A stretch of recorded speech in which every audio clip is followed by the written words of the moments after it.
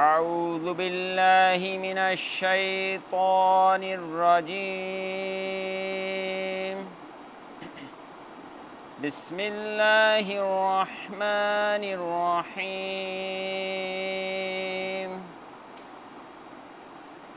रब्बुल मशरिक़ैनि व रब्बुल मग़रिबैन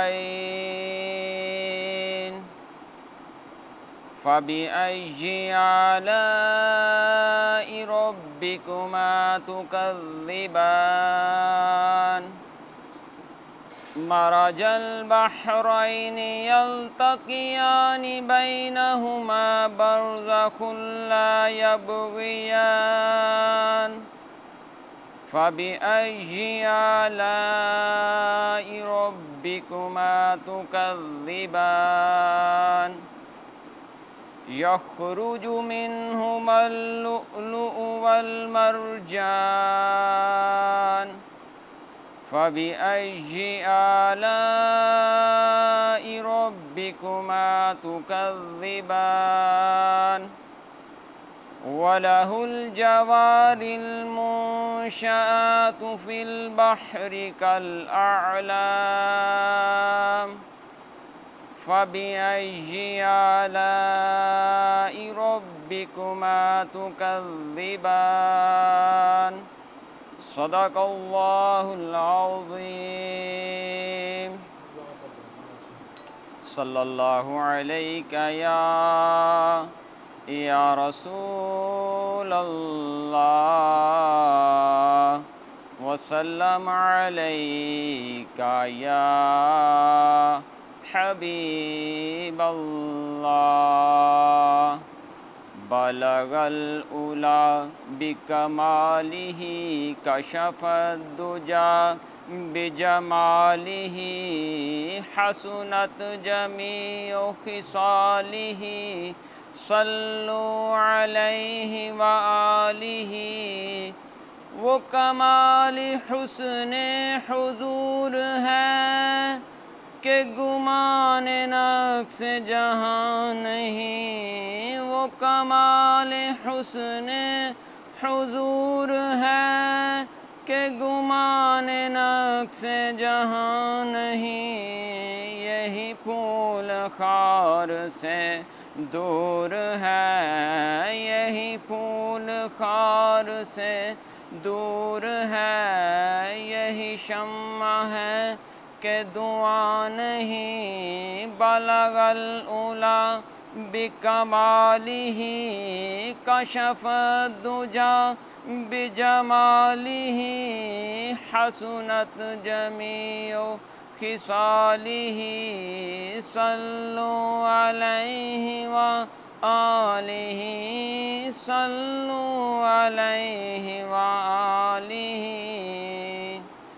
करूँ तेरे नाम पे जान फिदा, एक जान क्या दो जहां फिदा। करूँ तेरे नाम पे जान फिदा, एक जान क्या दो जहां फिदा। दो जहां से भी नहीं जी बरा, दो जहां से भी नहीं जी बरा।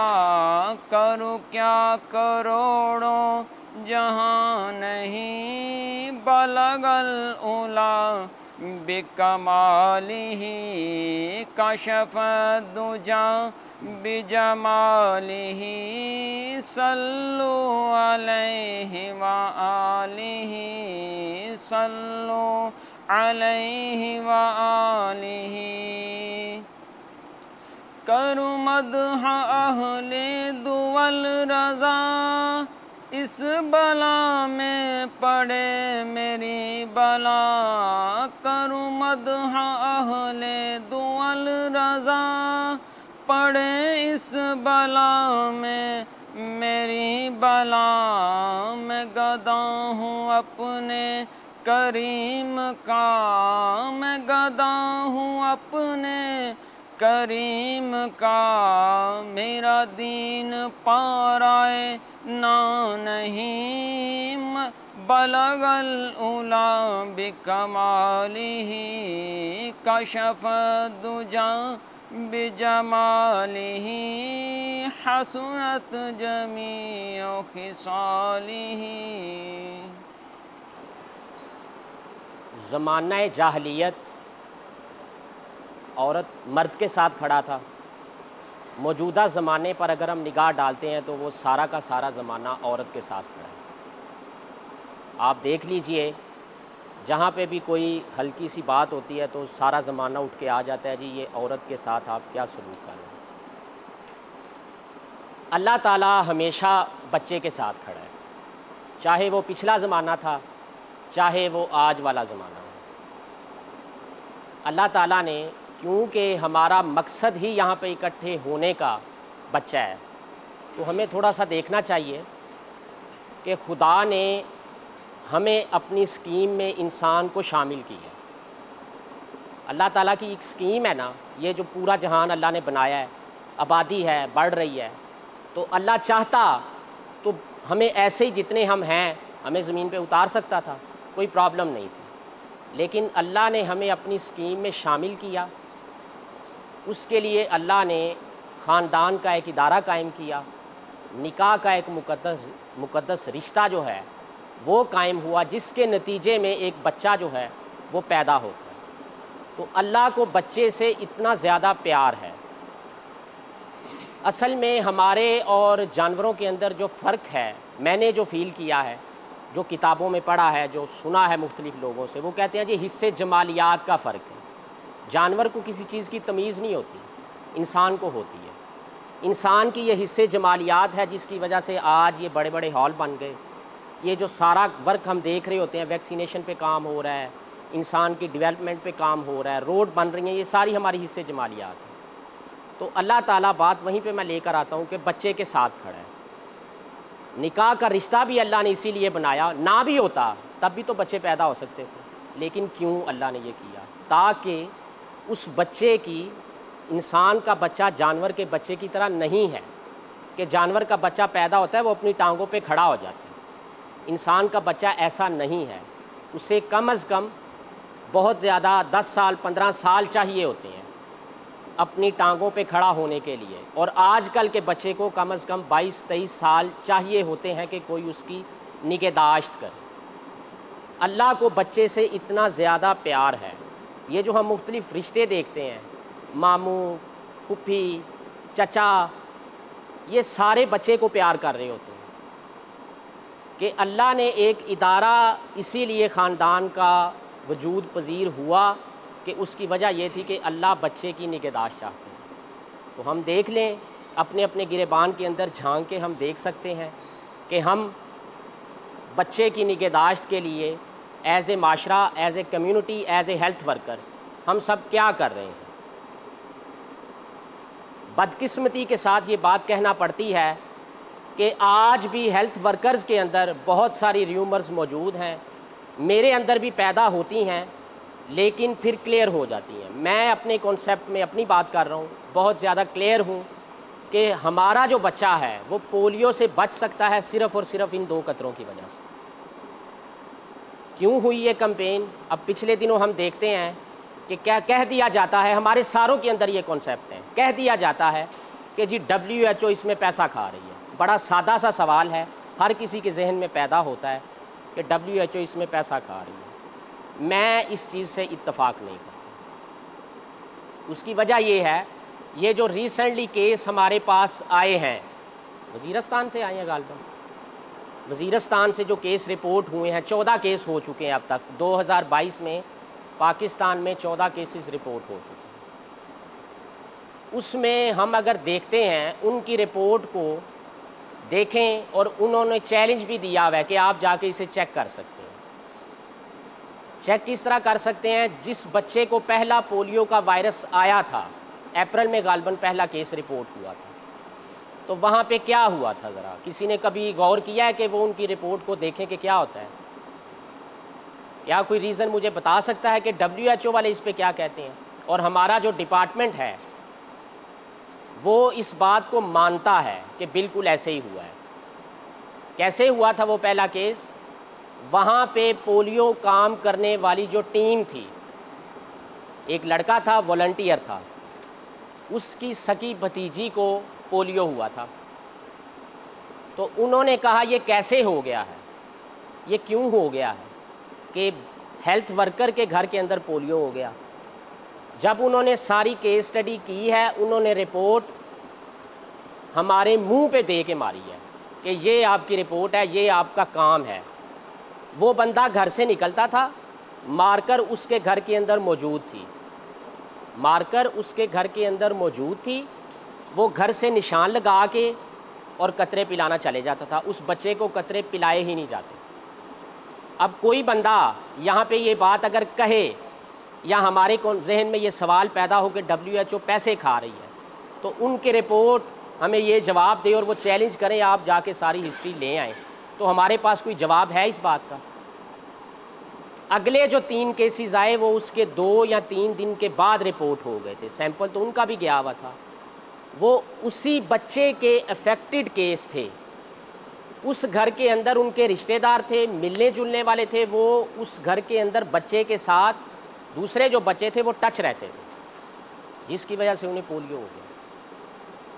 तो ये कॉन्सेप्ट अपने जहन के अंदर क्लियर कर लें कि सारे के सारे इदारे, मैं ये समझता हूँ अगर किसी को इख्तलाफ है तो वो हक रखता है दलील के साथ बात कर ले। WHO, UNICEF, rotary, Melinda Gates, Bill Gates foundation जो है, ये सारे के सारे हम पे एहसान कर रहे हैं कि आज भी ये हमें फ़ंड दे रहे हैं पोलियो को एरेडिकेट करने के लिए। 1970 से पोलियो स्टार्ट हुआ था पाकिस्तान के अंदर, 1970 से, लेकिन तब सिर्फ वैक्सीनेटर ये काम करते। आहिस्ता आहिस्ता कैंपेन एक्सपेंड होती गई। 86 के अंदर पूरी दुनिया में 3.5 लाख केसेस थे। 94 के अंदर यहाँ पे पोलियो जब आया बाकायदा कैंपेन की सूरत में, तो हमने WHO के साथ ये वादा किया था कि 3 साल के अंदर अंदर हम पोलियो ख़त्म कर देंगे, लेकिन हम नहीं कर सके। डिटेल में मैं नहीं जाना चाहता, हमने बहुत सारी उन्हें रीज़न्स दी। किस्सा मुख्तसर ये हुआ कि 2001 में या 2000 में उन्होंने बाकायदा इसे कैंपेन की शक्ल दी, सारी की सारी फंडिंग वो हमें देते रहे। हमने फिर उनके साथ 3 साल का वादा किया। 2003 या 4 तक हमने कहा हम पोलियो को एरेडिकेट कर लेंगे, लेकिन हम फिर नहीं कर सके। आपके सामने सारी सूरत हाल है।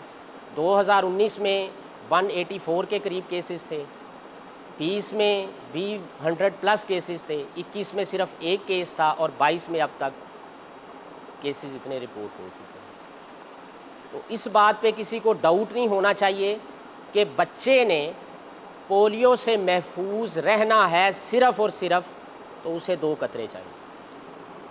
इसके अलावा कोई दूसरा हल नहीं है।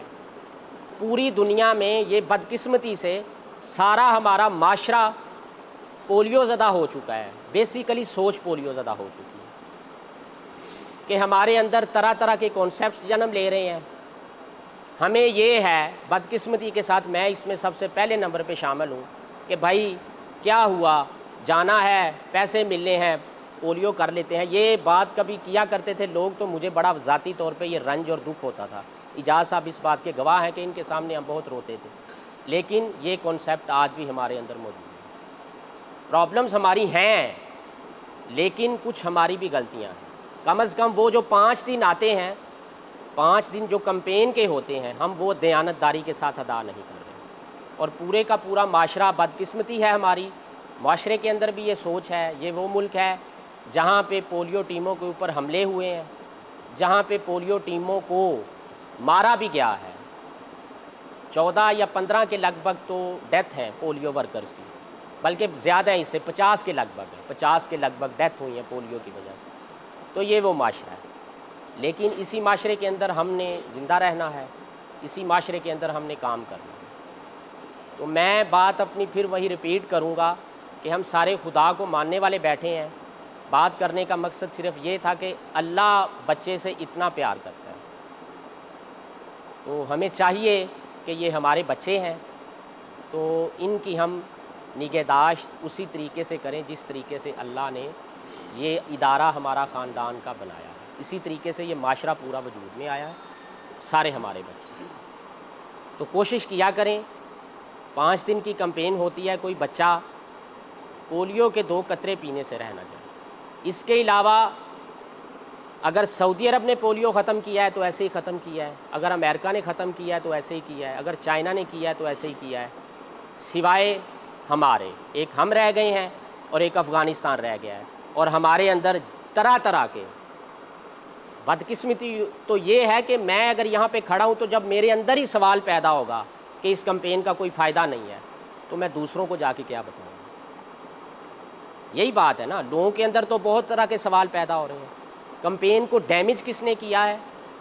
हमारे बदकिस्मती के साथ अब तो बहुत ज़्यादा फतावा मौजूद है उलमा के, लेकिन फिर भी लोग समझ नहीं पा रहे। KPK में उसामा बिन लादन वाले वाक़े ने, हालांकि वो पोलियो के शकील अफरीदी साहब जो गए थे, वो पोलियो के कतरे पिलाने नहीं उनकी टीम गई थी, फेक कैंपेन एक स्टार्ट हुई थी। वो फेक कैंपेन हेपेटाइटिस की थी, जो वहाँ पे उसामा बिन लादन वाले वाक़े जो ट्रेस हुआ, उन्होंने सैंपल लिए थे बाकायदा जाके। उनका मकसद ये था, बाकायदा उनकी रिपोर्ट छप के आ चुकी है, उन्हें उस पूरी फैमिली की DNA चाहिए थी, ये उनका मकसद था। और DNA आपको नहीं मिल सकता पोलियो के कतरों की सूरत में। उन्होंने हेपेटाइटिस की कैंपेन लॉन्च की थी और इसका हमने एहतजाज भी किया है। लेकिन एज ए पाकिस्तानी हमें सोचना चाहिए कि चलें पासपोर्ट में हम लग जाते हैं, ये भी एक किस्म की शर्मिंदगी की बात है कि हमें अलहदा से खड़ा करके कतरे 2 पिलवाए जाएँ, दुनिया से अलहदा खड़ा करके। तो ये हमारे लिए शर्मिंदगी की बात है। इससे बड़ी बात ये है कि हमारे 30 मिलियन के करीब बच्चे हैं, वो बच्चे हमारा सरमाया है। तो हम उन्हें क्या दे के जा रहे हैं? हम उन्हें क्या, लग ऐसे ही रहा है कि हम उन्हें यही पोलियो ज़दा माशरा दे के जा रहे हैं। तो मेहरबानी कीजिए, ज़रा अपने ज़मीर को झंझोड़ा कीजिए कि पोलियो की कैंपेन होती है तो इसे वैसे ही लिया जाए जैसे इसका राइट बनता है। अब ये जो कैंपेन हमारी है NID 3rd, ये 22 अगस्त से स्टार्ट होगी। माइक्रो प्लान इसके आज सबमिट किए जाएंगे, सब UCM उसको क्लियर कट ये मैसेज दिया जा चुका है। 2 चीज़ें सबसे पहले मैं बताना चाहूँगा जो नई आई हैं इस दफ़ा, जो चेंजिंग हुई है, सबसे पहले वही हम डिस्कस कर लेते हैं। कोई ऐसा एरिया इंचार्ज जिसके पास 3 दिन के काम के अंदर पश्तूनों के 30 घर हों, वो हमें बता दे करनी। कोई ऐसा एरिया इंचार्ज यहाँ पे मौजूद है जिसके पास पश्तूनों के 3 दिन के अंदर? आपके पास है जी, वो तरजीही कम्युनिटी है हमारी। वहाँ पे क्या होगा, वहाँ पे जो हम बंदा लगाएंगे वो पश्तून आबादी में से लगाएंगे। ये नई बात है इस कैंपेन में जी। रिपीट यही है कि कोई ऐसा एरिया इंचार्ज जिसकी किसी एक टीम के पास 3 दिन के काम के अंदर 30 से ज़्यादा पश्तूनों के घर हैं। ये घरों की बात हो रही है, बच्चों की बात नहीं हो रही।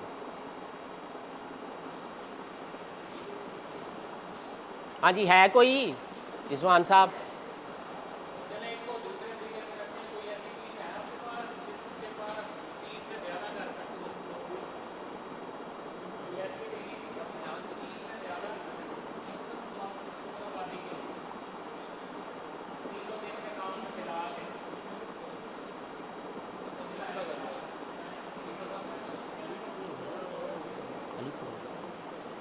इको टीम नहीं होंगे, वो तो क्वेश्चन होना है ना कि एक टीम में चुने, एक ही टीम सारा चुने ना, क्या पख्तून आबादियाँ कच्ची।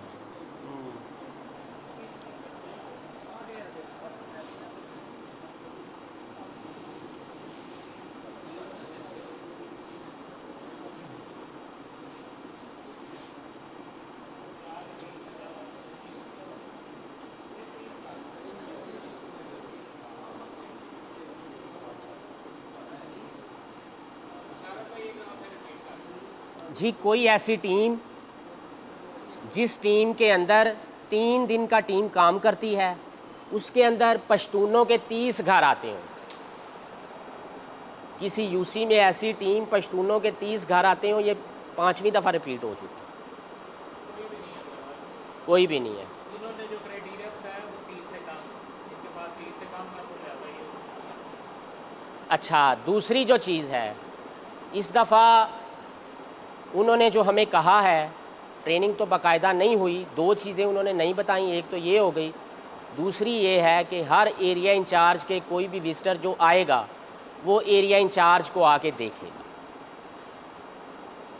कोई भी विजिटर, चाहे वो तहसील से आए, WHO से आए, TSP साहब आएँ, या CO हेल्थ या DHO हेल्थ की तरफ से कोई भी बंदा आए, यूनिसेफ की तरफ से आए, उसने आके एरिया इंचार्ज को देखना है। यानी कि उन्होंने कहा है कि हमने एरिया इंचार्ज का क्लस्टर देखना है और हमने एरिया इंचार्ज का क्लस्टर वेरीफाई करना है। टीम तो देखनी है ना जी।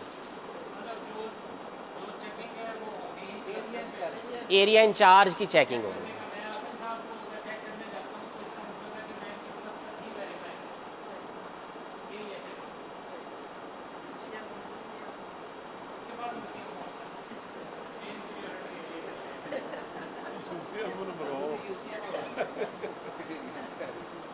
अच्छा जी, ये 2 बातें हो गई हैं,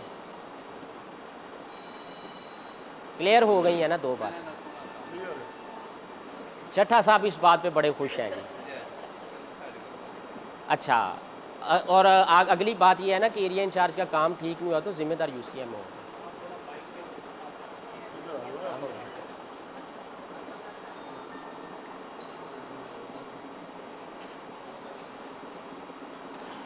अच्छा जी, अब हम आते हैं इन शॉर्ट, जो नए एरिया इंचार्ज आए हैं उन्होंने, मुझे जो लग रहा है, टीमों, कोई ऐसा बंदा जिसने कभी टीम में काम ना किया हो और एरिया इंचार्ज लग गया हो, कोई ऐसा बंदा किसी UCMO के पास जिसने टीम में काम ना किया और डायरेक्ट एरिया इंचार्ज आ गया है जी कोई? जी मैडम। अच्छा, तो सबको पोलियो का ऑलरेडी कॉन्सेप्ट का पता है। माइक्रो प्लानिंग की तरफ हम आते हैं। इन शॉर्ट करूंगा मैं। सबसे पहले हमारे पास होती हैं प्री कैंपेन एक्टिविटीज़, जिसका आज मीटिंग भी उसका एक पार्ट है, ट्रेनिंग भी उसका एक पार्ट है। गालबन अब फिर ये बदकिस्मती के साथ कहना पड़ता है कि ऑफ़िस के मसाइल अपनी जगह पे हैं। पहले हमें ये पैगाम दिया गया कि 1 दिन के अंदर अंदर आप पुराने HR के मुताबिक माइक्रो प्लान दें।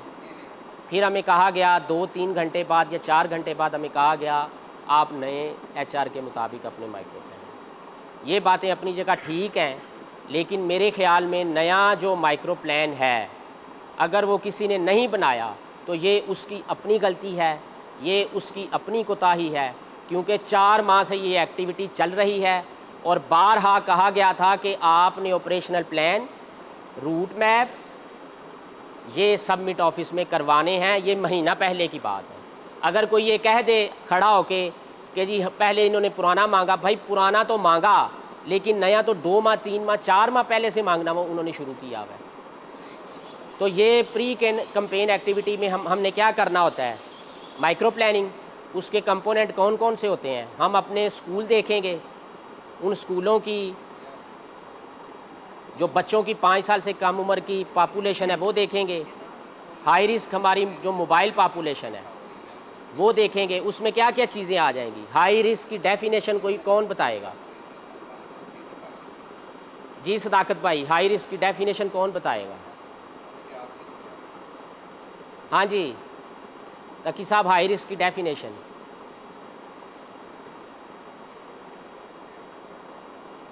उसे ही दसनी है पार। क्या क्या चीज़ें हाई रिस्क में आएंगी? भट्टाजात और खाना बदोश। इसके अलावा मौसमी मुहाजर, मौसमी मुहाजर में मुंजियाँ लगाने वाले भी आ गए, सीजनल माइग्रेंट्स। चौथी चीज़ क्या होगी जिसकी अभी बात हुई है? पश्तून। ये 4 चीज़ें मेनली हाई रिस्क पॉपुलेशन हम इन्हें कहते हैं। नहीं, ये डेफिनेशन नहीं है। उसके नाम में है HRMP high risk mobile population, मतलब हाई रिस्क इसीलिए कि वो मोबाइल है, इस कंपेयर में कहीं पर है नहीं, कंपेयर में किसी और के इलाके में मोबाइल है, किसी और शहर में चले जाएंगे, किसी उसी में चले जाएंगे। हो सकता है कंपेन शुरू हुई है पहले दिन नहीं, दूसरे दिन जवाब हो जाए, उनका मोबाइल होता है, इस वजह से उनको हाई रिस्क है। तो वो एक जगह पब्लिक सफर में है मोबाइल पॉपुलेशन। चाहे कोई पश्तून 100 साल से बैठा है, ये बात पहले बड़ी दफ़ा हो चुकी है, जो नए बंदे हैं टीमों में उनको भी वैसे पता होना चाहिए, चाहे कोई पश्तून 100 साल से बैठा है, हम उसे हाई रिस्क की कंसिडर करें। उसकी हमने क्या करनी होती है, उसकी हमने रजिस्ट्रेशन करनी होती है। ग्रुप में मैं देखता रहता हूँ, ये फॉर्म आए हुए गालबन 2 साल तो हो ही गए हैं, अब भी लोगों को कन्फ्यूजन होती है। अब भी अगर वो फॉर्म खोल कर देखें तो ज़्यादा से ज़्यादा बच्चों के नाम और वल्दियत लिखी होती है। बड़ी दफ़ा वकार साहब जो डील करते हैं इसको, उन्होंने कह वो बेचारा बंदा थक गया है कि भाई इस फॉर्म को मुकम्मल फ़िल करके भेजें। बहुत सारी यूसीज यहाँ पे भी बैठी हुई हैं जिन्होंने वो क्या किया होता है, वो सारा कॉलम फिल नहीं होता। बच्चे का नाम, बच्चे की एज, उसके साथ उसकी वल्दियत, उसका मोबाइल नंबर, बच्चा कहाँ से आया है, कितने दिन यहाँ पे स्टे करेगा, कहाँ पे जाएगा, कौन सा रूट फॉलो करेगा, कौन सी ज़ुबान बोलता है, किस इलाके से आया है, ये सारा फॉर्म के ऊपर आपके पास सॉफ्ट कॉपी भी मौजूद होनी चाहिए और हार्ड कॉपी कहाँ पे पड़ी होनी चाहिए, फिक्स सेंटर पे। जो भी बंदा चेक करने आता है दौरान कैंपेन या कैंपेन से पहले, वो आके ये चीज़ डिमांड कर सकता है कि आपके पास सोशल प्रोफाइल और हाई रिस्क वाला फॉर्म ये हार्ड कॉपी में मौजूद है, तो ये वहाँ पे प्रिंटेड फॉर्म में पड़े होने चाहिए। और क्या होता है इसके साथ, जो किसी के पास नहीं होता, मेरी अपनी टीमों के पास नहीं होता, छोटा सा काम होता है, जिस टीम के पास 3 दिन के इलाके में जितने भी हाई रिस्क हैं उसकी लिस्ट किसके पास होनी चाहिए, मुतलका टीम के पास, ताकि कोई भी आने वाला या टीम को इसकी हर चीज़ की असल में एक लॉजिक है। हम कह देते हैं कि इन्होंने क्या करवा दिया है, भाई वो भी हमारी तरह सीख के प्लान चेंज करते हैं कि क्या क्या इसमें खामियां आ रही हैं वक्त के साथ साथ। उन्होंने ये कहा हुआ है कि भाई आपको पता हो, रजिस्ट्रेशन हो कि उस दिन, चूँकि ये मोबाइल, डॉक्टर साहब ने बड़ा अच्छा एक्सप्लेन किया है, मोबाइल पॉपुलेशन है, इसका पता ही नहीं इसने कहाँ जाना है, तो हम जाके उसे ट्रेस कर सकें। भाई अगर आपका बच्चा अब्दुल आहद है तो अब्दुल आहद को लेकर आए, उसे हमने कतरे पिलाने, वो नहीं है कहाँ पर गया है, हमें उसका पता चल सके कि अब्दुल आहद ने कतरे नहीं। उस दिन रजिस्ट्रेशन करने का कोई तुक होता नहीं है। वैसे जो नया बच्चा आएगा सिर्फ हम उसकी रजिस्ट्रेशन ज़रूर करेंगे, लेकिन ये हम नहीं कर रहे होते। एक फॉर्म होता है, वो बनी भी होती है सबके पास, फिर भी उसका प्रिंट निकाल के हम टीम को नहीं देते कि ये आपके हाई रिस्क बच्चे। तो हाई रिस्क मोबाइल पॉपुलेशन, ये भी हमने प्री एक्टिविटी करनी होती है। स्कूलों की बात हो गई, मसाजिद इसी तरीके से तमाम हमारे पास एनलिस्टेड होनी चाहिए, मदरसे एनलिस्टेड होने चाहिए, और यूपैक के जो मेंबर्स हैं, इसी तरीके से जो लोकल इन्फ्लुएंसर्स हैं, इन सब का उन्होंने मकसद बनाया हुआ है कि भाई कभी आपको ज़रूरत पड़ जाए तो आप इसे बंदे को कॉल कर लें कि भाईजान ये हमें मसला दरपेश आया है, ये भट्टे के ऊपर आपके ये आए हुए हैं, ये कतरे नहीं पिलवा रहे, तो फिर भट्टे वाला कतरे पिलवा देगा। किसी मोहल्ले के अंदर आए हुए हैं, पश्तून हैं, हमारे पास काउंसलर का नंबर है, हम उसे कॉल कर लेंगे, हमारे लिए आसानी रहेगी। उनकी थीम ये है, ये सारा कुछ लिखवाने की। इसके साथ प्री एक्टिविटी में क्या होता है जी, हम यूपैक मीटिंग हमने करवानी होती है, जिसमें 5-6 उसके वो हेड हैं, सब हेड जो हैं, कि स्कूल के अंदर हम जाएंगे, लेक्चर हर एरिया इंचार्ज करवाएगा कंडक्ट, मसाजिद के अंदर जुमे के खुतबात के अंदर ऐलान करवाएगा हर एरिया इंचार्ज अपने इलाके के अंदर, और इन्फ्लुएंसर्स के साथ मीटिंग करेगा, पोलियो वॉक कंडक्ट की जाएगी। गुज़श्ता मुहिम में 2 या 2 से ज़्यादा मुहिम में रह जाने वाले जो बच्चे हैं, उनके पेरेंट्स के साथ मीटिंग की जाएगी, और ये अब दोबारा से दोहरा दिया जाता है। प्लान के अंदर एरिया इंचार्ज इंक्रीज़ हुए हैं, तो सोशल मोबिलाइजेशन वाला जो फॉर्म है उसके ऊपर उतने ही एरिया इंचार्ज आएंगे जितने आपके न्यू HR में आएंगे। तो डेफिनेट सी बात है, आप सब UCM उसको ऑलरेडी इसका पता है। ये हमारी प्री एक्टिविटीज़ होती हैं। और क्या एक्टिविटी हो सकती है, ये एक्टिविटी होती है कि भाई हमने कैंपेन से पहले वैक्सीन लेकर आनी है, वैक्सीन लेकर आनी है और कैंपेन से पहले तक हमारे चौक शापर हर चीज़ हमारे पास लॉजिस्टिक कैरियर स्पेशली इस दफ़ा मसला भी आएगा कैरियर्स का, कैरियर्स हमारे पास पूरे होने चाहिए। रूटरी कैरियर के अलावा कोई और कैरियर इस्तेमाल नहीं हो सकता। ये SOPs के अंदर शामिल है। HR भी पहले कंप्लीट हो उस दिन ना स्टार्ट HR भी डेफिनेटली, वो तो हमारी जो मीटिंग होगी, हमारी टीम ट्रेनिंग भी हमारे प्री एक्टिविटी का हिस्सा है, उसमें हमारा HR भी पूरा करना है। UCM प्लस एरिया इंचार्ज ने कोऑर्डिनेशन से ही पूरा करना है। माइक्रो प्लानिंग के हवाले से किसी को कोई मसला, कंपोनेंट्स ऑफ माइक्रो प्लान में क्या होता है, हमारा ऑपरेशनल प्लान होता है, उसमें किसी को कोई मसला जी, इलाका हमने कहाँ से लिखना है, ऑपरेशनल प्लान के ऊपर फिदा साहब जो इलाका लिखा है हमने कहाँ से लिखना है, ऑपरेशनल प्लान के अंदर जो इलाका लिखा है टीम का वो कहाँ से लिखेंगे।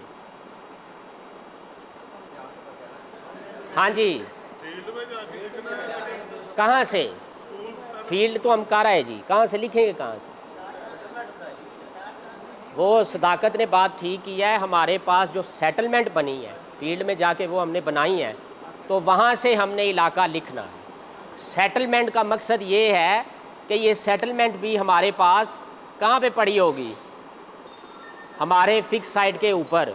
अगर कोई न्यू आबादी बन जाती है, नए घर बन जाते हैं, तो हमने क्या करना होता है, तरीक़ाकार उसका ये है कि हमने वो सेटलमेंट के ऊपर गली ऐड करनी होती है। ठीक हो गया जी, हम सेटलमेंट एक ही दफ़ा बना लेते हैं, 2-2 साल में शहर के अंदर 5 गलियां बढ़ जाती हैं, वो सेटलमेंट के ऊपर होता ही नहीं। और ये हकीकत है, मैं अपनी खामी बताने लगा हूँ।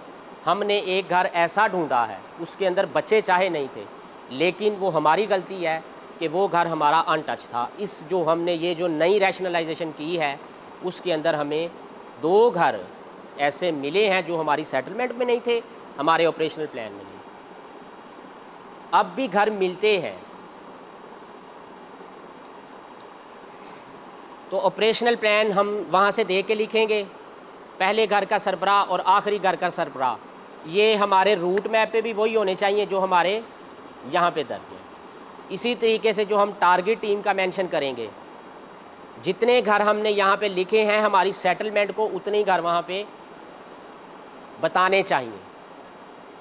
हम ऑपरेशनल प्लान पे लिख देते हैं 100 घर, 80 घर, सॉरी 80 से ज़्यादा तो है नहीं, 80 घर हम लिख देते हैं। लेकिन जब हम सेटलमेंट उठाते हैं, कोई आगे पूछता है जी डे 1 में दिखाओ इसके कौन से 80 घर हैं, तो वो 70 हो जाते हैं, तो ये गलत होगा। अब इसके आगे टारगेट लिखने में किसी को कोई डिफ़िकल्टी, टारगेट हमारा कहाँ से आना है, लास्ट कैंपेन के फॉर्म 2A से, यही होता है ना। फिर हमने वैक्सीन निकालनी है स्कूल के बच्चे लिखने के बाद, वो कैसे निकालेंगे, 10% इजाफी किससे मल्टीप्लाई करेंगे, 1.11 से। फिर उसके बाद लास्ट कालम एक और भी हैं, 2 कालम, हाई रिस्क जितने बच्चे हैं और गुज़श्ता मुहिम में रह जाने वाले बच्चे अपनी अपनी लॉग बुक पे जाके देखें, वहाँ पे अगर आपने बच्चे लिखे हुए और यकीनी तौर पे लिखे होंगे, वो यहाँ पे दर्ज कर रहे हैं टीम के लिहाज से। इसमें कोई मसला जी किसी को, कैप्सूल इस दफ़ा कैंपेन में नहीं है। बाकी रह गई एक और बात है, G1, G2, G3। लास्ट जो मीटिंग हुई थी उसमें कोई एरिया इंचार्ज बताएगा कि G का मतलब क्या होता है। लास्ट मीटिंग पे आपको याद होगा फदा साहब ये डिस्कस हुई। हाँ जी राना साहब, G का मतलब क्या था।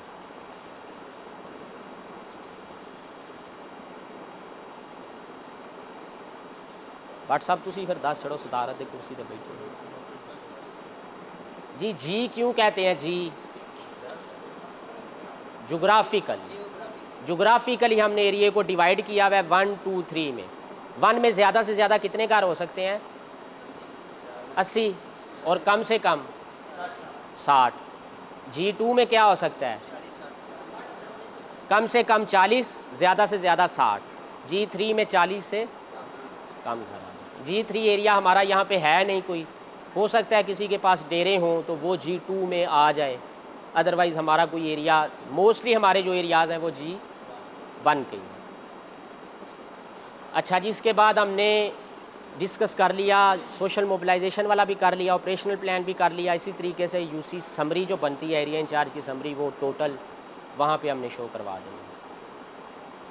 अब टीम कंपोजिशन की बात आ जाती है एचआर की। तो क्या होना चाहिए, किन 4 कंपोनेंट्स को मद्देनज़र रखते हुए हमने टीम बनानी होती है। नए जो एरिया इंचार्ज है ये ज़रा ध्यान से सुने। मी साहब टीमां दे बनाने मास्टर हो, कौन सी 4 चीज़ें देख के हम टीमें बनाते हैं? कोई एक दस छड़ो, वो साहब दसन।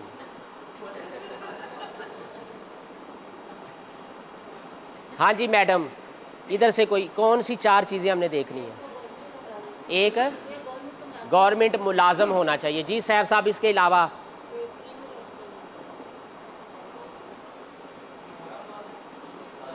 अठारह साल से कम नहीं होना चाहिए। और तीसरा लोकल होना चाहिए। चौथा क्या है जी? मेल ते फीमेल ते नहीं है। चीज़ें ही 2 होंदियां ने, या मेल है या फीमेल है। हाँ, एक फीमेल कम अज़ कम होनी चाहिए। इसमें 80% का क्राइटेरिया फॉलो किया 80% का क्राइटेरिया फॉलो किया जाता है गवर्नमेंट मुलाजम के अंदर। एक चीज़ पे मैंने ये 4 टीम कंपोजिशन 4 चीज़ों को मद्देनज़र रखते हुए बनाई जाती है। टीम कंपोजिशन में ये 4 कंपोनेंट देखे जाएंगे। सबसे पहले गवर्नमेंट मुलाजम होना चाहिए, एम्प्लॉई होना चाहिए गवर्नमेंट का। दूसरे नंबर पे कोशिश करें, बल्कि क्राइटेरिया ही यही है कि फ़ीमेल मेंबर लाजमी होनी चाहिए। उसके बाद लोकल होना चाहिए। लोकल से मुराद ये है कि उस एरिए को जानता हो। जो तारीफ़ कभी हमें बताई जाती थी उसमें ये था कि कम अज़ कम उसने 2 से 3 राउंड उस एरिया के अंदर किए हों। अब चौथे नंबर पे जो चीज़ है वो है 18 साल से कम नहीं होना चाहिए। कुछ क्राइटेरियाज़ हैं ओवरऑल। जब हम यूसी की बात करते हैं तो 80% गवर्नमेंट मुलाजम की टीम हो सकती है। 90% कंपोजिशन टीम पे हम देख लें कि 10 में से या 20 में से 1 या 2 टीमें बनेगी जो हम मेल की लगा सकते हैं। किसी चीज़ पे कंप्रोमाइज़ नहीं हो सकता तो वो एक चीज़ है 18 साल से कम। कोई भी बंदा जिसकी एज 18 साल से कम है वो टीम में नहीं लग सकता। क्लियर होगी ये बात?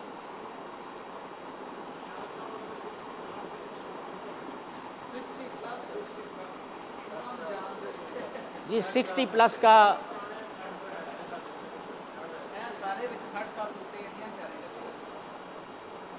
अच्छा जी, इसमें भी किसी को कोई कन्फ्यूजन?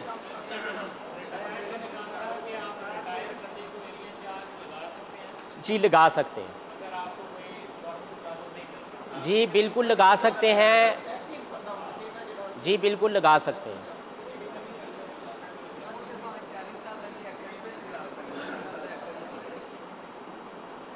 अच्छा जी आबद गिल साहब, 4 शैवा जरा दसो कि किहड़ा नाम लिया गया? ठीक है,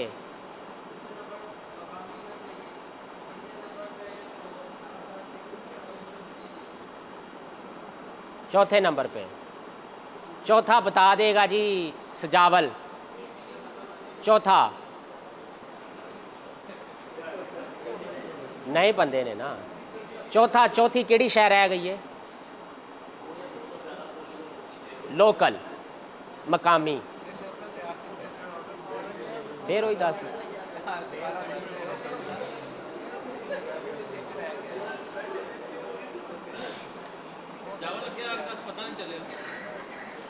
इतने आ गए।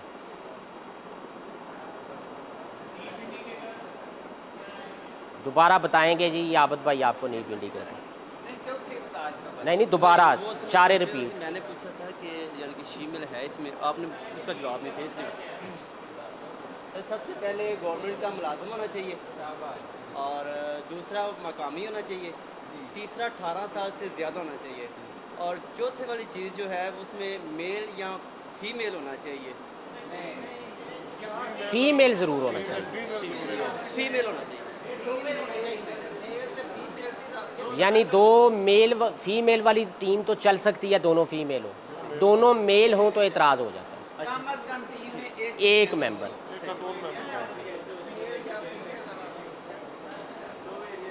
अच्छा जी, इन्होंने एक बात की है, आबद भाई आपकी बात का जवाब देने लगा हूँ। आबद साहब आपकी बात का जवाब देने लगा। डॉक्टर साहब इन्होंने पूछा है कि क्या ट्रांसजेंडर जो है वो टीम में लग सकता है? जी बिल्कुल लग सकता है। जी जी बिल्कुल सर लग सकता है। उसका आईडी कार्ड बना हो और उसके ऊपर मेंशन हो तो वो लग सकता है। आईडी कार्ड उसका नहीं है तो वो नहीं लग सकता।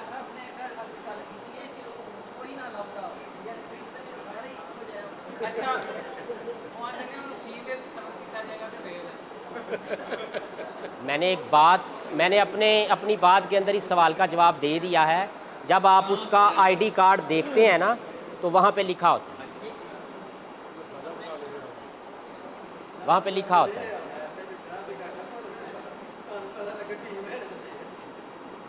अच्छा जी रिजवान साहब आगे टुरिए हो ना। अच्छा इसके बाद क्या होगा जी?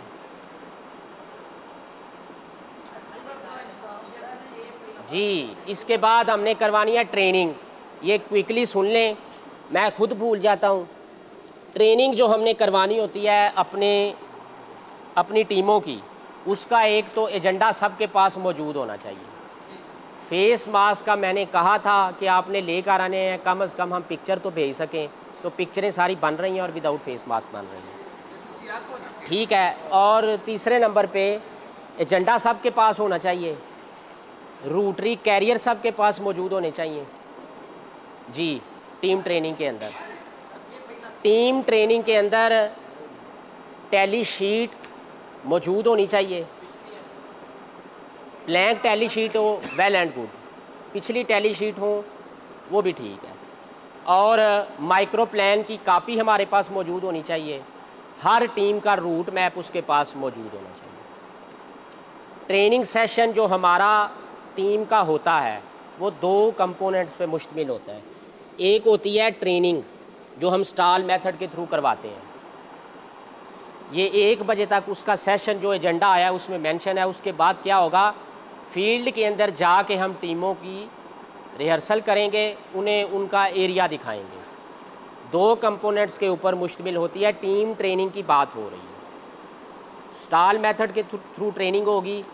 5 स्टॉल हमने लगाने होते हैं। सबसे पहला जो स्टॉल होता है वो होता है IPC। बड़े अच्छे तरीके से हम जानते हैं कि इंटरपर्सनल कम्युनिकेशन। हमने वो क्वेश्चन जाके कैसे पूछने हैं।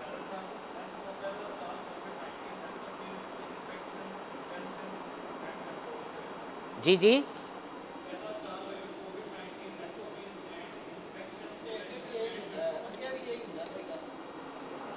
मेरे पास जो ये लेटेस्ट एजेंडा आया है खिलजी साहब, आप वही निकाल के लाए हैं जो आपको भेजा था।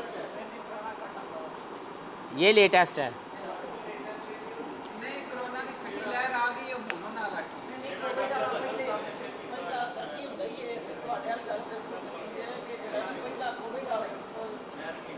ये दिखा, ठीक है सर, इससे पढ़ लेते हैं।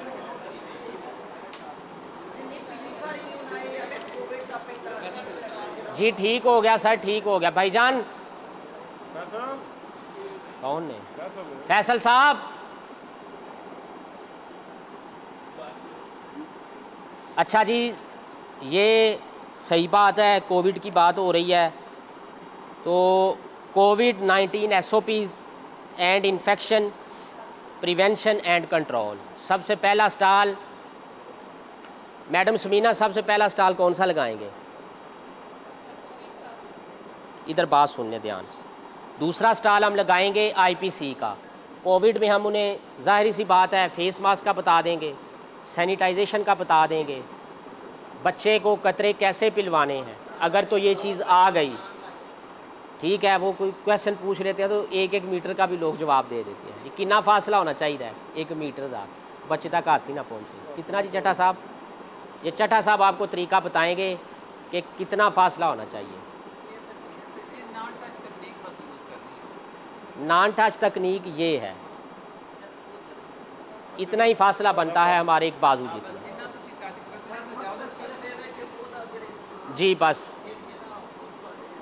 ड्रॉपर भी बच्चे के मुंह को टच नहीं होना चाहिए। बच्चे का मुंह खुलवाएगा, उसके साथ आया हुआ अटेंडेंट जो होगा, यही हमने उनको बताना है, मेजर जो चीज़ है।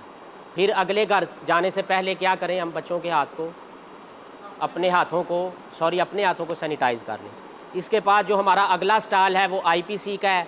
आईपीसी में हमने क्या करना होता है जी? जी बताएं ज़रा, आप बता दें। शख्सी राबता की हुंदा है वो? बताएं आ गया। अच्छा जी जी।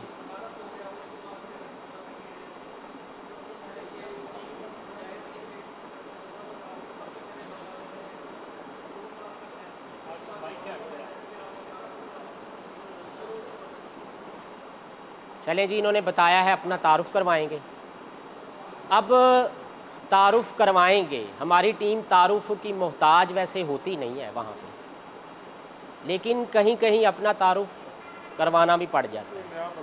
अब इसके अंदर थीम उन्होंने जो रखी है, इसमें डिबेट हो सकती है, लेकिन उन्होंने क्या सोचा है ज़रा ये इस पे बात कर लेते हैं। 80 घर उन्होंने किए तो क्यों किए? ड्यूरेशन तो उन्होंने नहीं बढ़ाया जैसे हमारी टीमों ने करना है अल्हम्दुलिल्लाह, और ऐसे ही करना है। 10 बजे के बाद हमें कोई टीम नहीं मिली, ये हकीकत यही है। उन्होंने ऐसा क्यों किया? वो यही कहते हैं कि आपका जो आईपीसी है उसके ऊपर आपने कभी तवज्जो ही नहीं दी। अगर हम एक घर के अंदर 3 से 4 मिनट भी लगाएं तो हमारा काम 5 घंटे से पहले कंप्लीट नहीं हो सकता।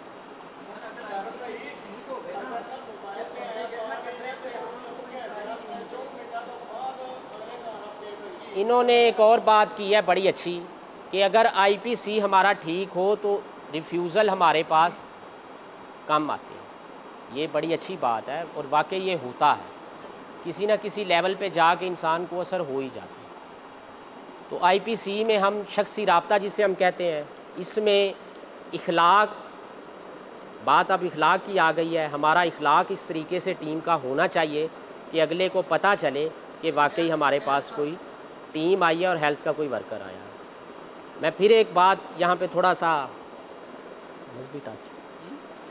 वो बात करना चाहूँगा कि हमारा जो दुनिया में आने का मकसद है ना, अगर हम कुरान की स्टडी करें, किसी भी आलम से पूछे तो वो एक लफ्ज़ में जवाब देता है कि हमारा दुनिया पे आने का मकसद है तज़किया। यही है जी, तज़किया हमारा यहाँ पे आने का मकसद है। तज़किए में 3-4 चीज़ें आती हैं। इखलाक का भी हमने तज़किया करना होता है। ये बाकायदा उलमा की एक कंपोनेंट है कि आपने जैसे अपने खुराक का तज़किया करना है, अपने बदन की तहारत करनी है, इसी तरीके से हमने अपने इखलाक का भी तज़किया करना है। ये जो सारी चीज़ें हमें नज़र आ रही हैं, सारी की सारी गवर्नमेंट की, दुनिया की कानून साजी है, ये इखलाक के ऊपर ही होती है। क्योंकि खुराक के ऊपर तो डिबेट ही नहीं होती, सबको पता है हलाल क्या है हराम क्या है। हमें इखलाकी तौर पे ट्रैफ़िक कवानीन की पाबंदी के लिए भी हमें, ट्रैफ़िक पे पाबंदी के लिए भी हमें कानून बनाना पड़ते हैं, वो भी इखलाक में आते हैं। रिश्वत, करप्शन, कोई भी आप कॉन्सेप्ट उठाएंगे तो 90% कवानीन साजी हमें इखलाक के हवाले से मिलेगी कि इखलाकी सतह पे हमें बाउंड किया जा रहा है, इसके ऊपर सारी कवानीन साजी होती है। तो ये देख लें कि हमारी टीम का या हमारा इखलाक कैसा होना चाहिए। मैं बड़ा पुराना वाक़या है कि शहजाद साहब की कमी महसूस हो रही है, क्योंकि अक्सर वो ट्रेनिंग में वाक़यात बड़े शेयर करते थे, क्यों ही चटा साहब। तो वाक़या एक शेयर करना चाहूँगा। पुराना वाक़या है, कोई आज से 10 साल पहले जब मैं रहीम यार में होता था। एक घर के अंदर ये सिचुएशन थी कि कोई भी टीम जाती थी ना, उसे सीधी सीधी गालियाँ पड़ती, बस गालियाँ, और कोई वो बात नहीं करती थी। वो कहती थी तू आई है तो मेरे घर आई क्यों। तो मैं एक बात वहाँ पे देखी, मेरे एरिया इंचार्ज थे मलिक अफजल साहब, हमारे वैक्सीनेटर थे, उन्होंने कहा सर वहाँ जाना है। तो हम वहाँ गए तो 5 मिनट हमने उसकी गालियाँ सुन ली।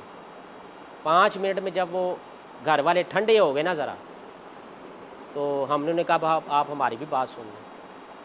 तो उसके बाद से जब हम, किस्सा मुख्तसर कर रहा हूँ, कि जब हमने उनसे बात की तो कसूर कुछ हमारी टीम का भी निकला, कुछ हमारी टीम का भी निकला कि आगे से उसका भी बिहेव ठीक नहीं था। मुझे याद है अच्छे तरीके से कि उसके बाद से वो पूरे 3-4 साल जब तक मैं वहाँ रहा हूँ वो कभी इनकार ही नहीं। ये होता है फिदा साहब ने जो बात की है कि अगर हमारा राब्ता अच्छा हो तो ये होता है। डिफरेंट केस होते हैं, बाज़ ऐसे भी केसेस होते हैं जहाँ पे जी जी ये बात तेरा स्टाल केड़ा स्टाल है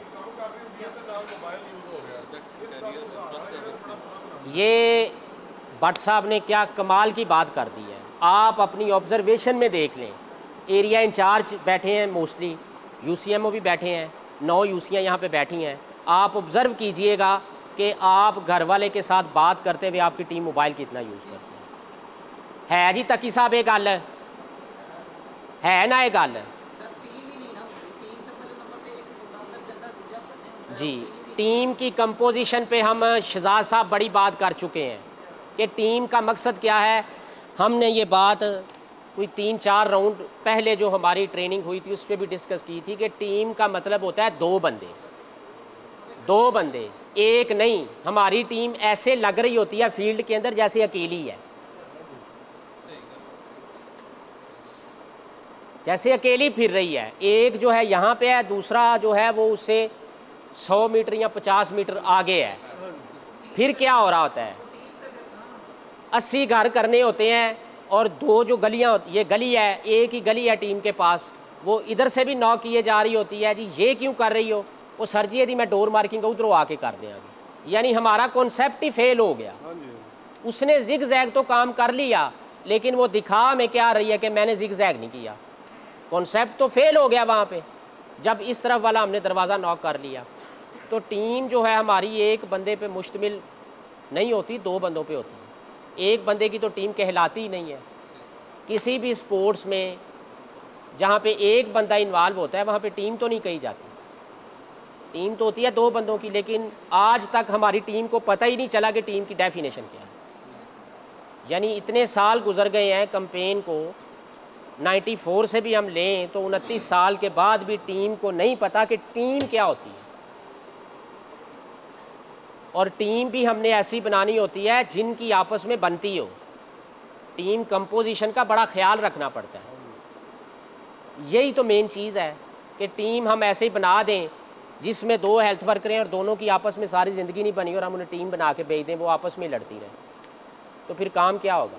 यहाँ एक बंदा चला जाता है, एक पीछे से बैठ के मोबाइल पे लगा होता है, तो ये आप ना समझें बड़ा एडवांस दौर है। लोगों के जहन के अंदर ये तासुर जा रहा होता है कि यार वेखो है गवर्नमेंट मुलाजम ने तो की काम कर रहे हैं, तो मज़े लगे ने। कम अज़ कम मुझे दिन में 5-10 लोग ऐसे मिलते हैं, ये बंदे गवाह हैं, ये मेरे साथ बैठा हुआ है। हम रात को गए थे सियालकोट स्वीट के ऊपर, रात हम 11-12 बजे सियालकोट स्वीट पे गए हैं। उन्होंने जाते ही हमें कहा है कि डॉक्टर साहब तुहाडियां ते मौजां ने ना, तुहानू मुफ्त दियां तनख्वाहां आ रही हैं। और ये कॉन्सेप्ट डिवेल्प हमने करवाए हैं, कोई अल्लाह ताला की तरफ से या किसी थर्ड पर्सन ने आके लॉन्च नहीं कर दिया उनके जहन के अंदर। माशरे की ऑब्जर्वेशन होती है सारी, जिस तरीके से ये हमारी अपनी ऑब्जर्वेशन है। यहाँ पे ट्रैफिक कवानीन की कोई पाबंदी नहीं कर रहा।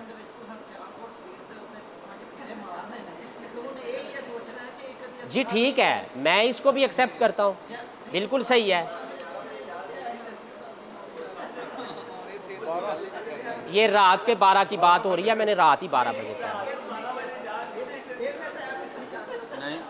नहीं था ड्यूटी उस दिन, नहीं था भाईजान, उस दिन ड्यूटी पे नहीं था, 3 दिन पहले।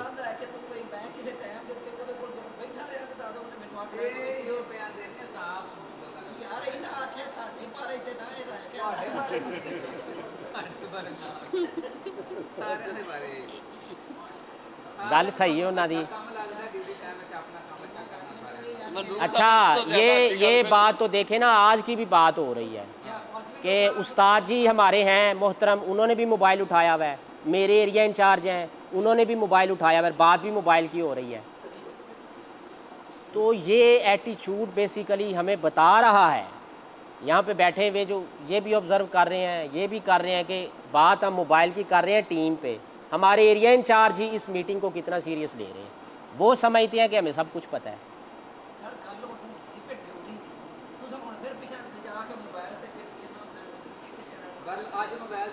सरदार साहब बड़ा अच्छा तसर होंदा है कि जेकर टीम साडियां टीमां की करदियां गए ने एक दरवाज़ा खड़काने में दूसरी मोबाइल ते लगी है, ਉਹ ਲੋਕੀ ਇਹ ਅਬਜ਼ਰਵ ਕਰਦੇ ਨੇ ਵੀ ਯਾਰ ਇਹ ਕਿੰਨੇ ਕੁ ਸੀਰੀਅਸਨੈਸ ਹੈ ਇੱਥੇ ਪੋਲੀਓ ਦੇ ਨਾਲ ਉਹ ਫਿਰ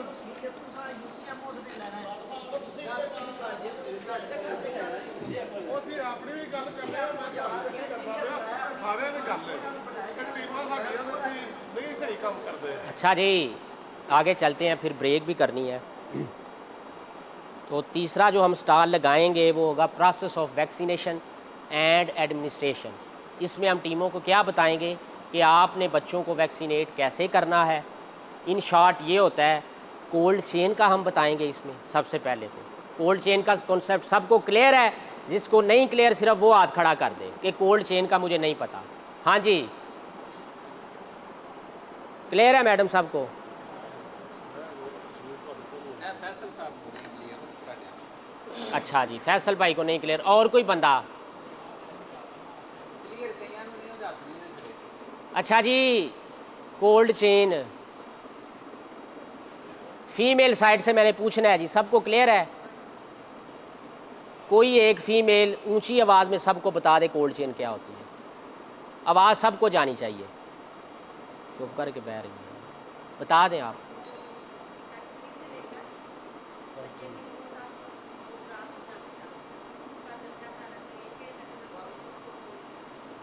तीनों ने बताया है, लेकिन बात यह है कि जहाँ से वैक्सीन बनती है वहाँ से लेकर बच्चे के मुंह में 2 कतरे जाने तक एक मखसूस दर्जा हरारत पे वैक्सीन को मेंटेन रखना। वो मखसूस दर्जा हरारत कौन सा है? +2 से लेकर +8 के अंदर, इसे हम कोल्ड चेन कहते हैं।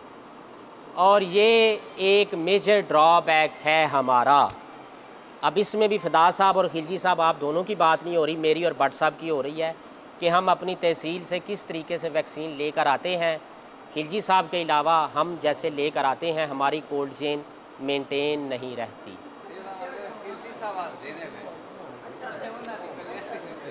ठीक होगी जी ये बात, हमारी कोल्ड चेन मेंटेन नहीं रहती। ये हमारी गलती है। ऑफिस वाले हमें हर दफ़ा यही कहते हैं कि आप बड़ा कोल्ड बक्स लेके आइएगा, हम छोटे कैरियर लेकर चले जाते हैं। सुन लेना जी, हमारी गलती है। छोटे कैरियर लेकर चले जाते हैं, उसके अंदर एक आइस पैक आता है और उसी आइस पैक में हम, कासम गया होता है तो मैं भी पीछे से कॉल कर देता हूँ, कासम मेरी भी ले।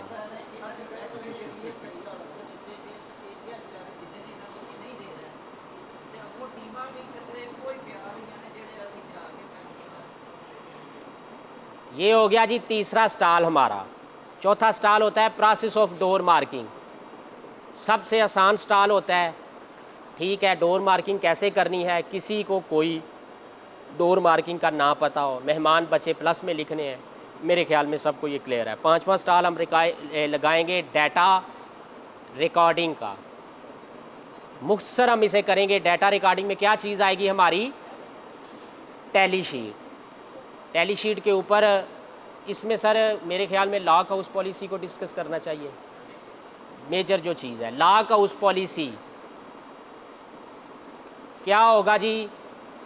कोई भी घर जहाँ पे लॉक लगा हुआ है, हम उसे सिंपल लॉक तो लिख ही नहीं सकते। ये बात तय हो गई है।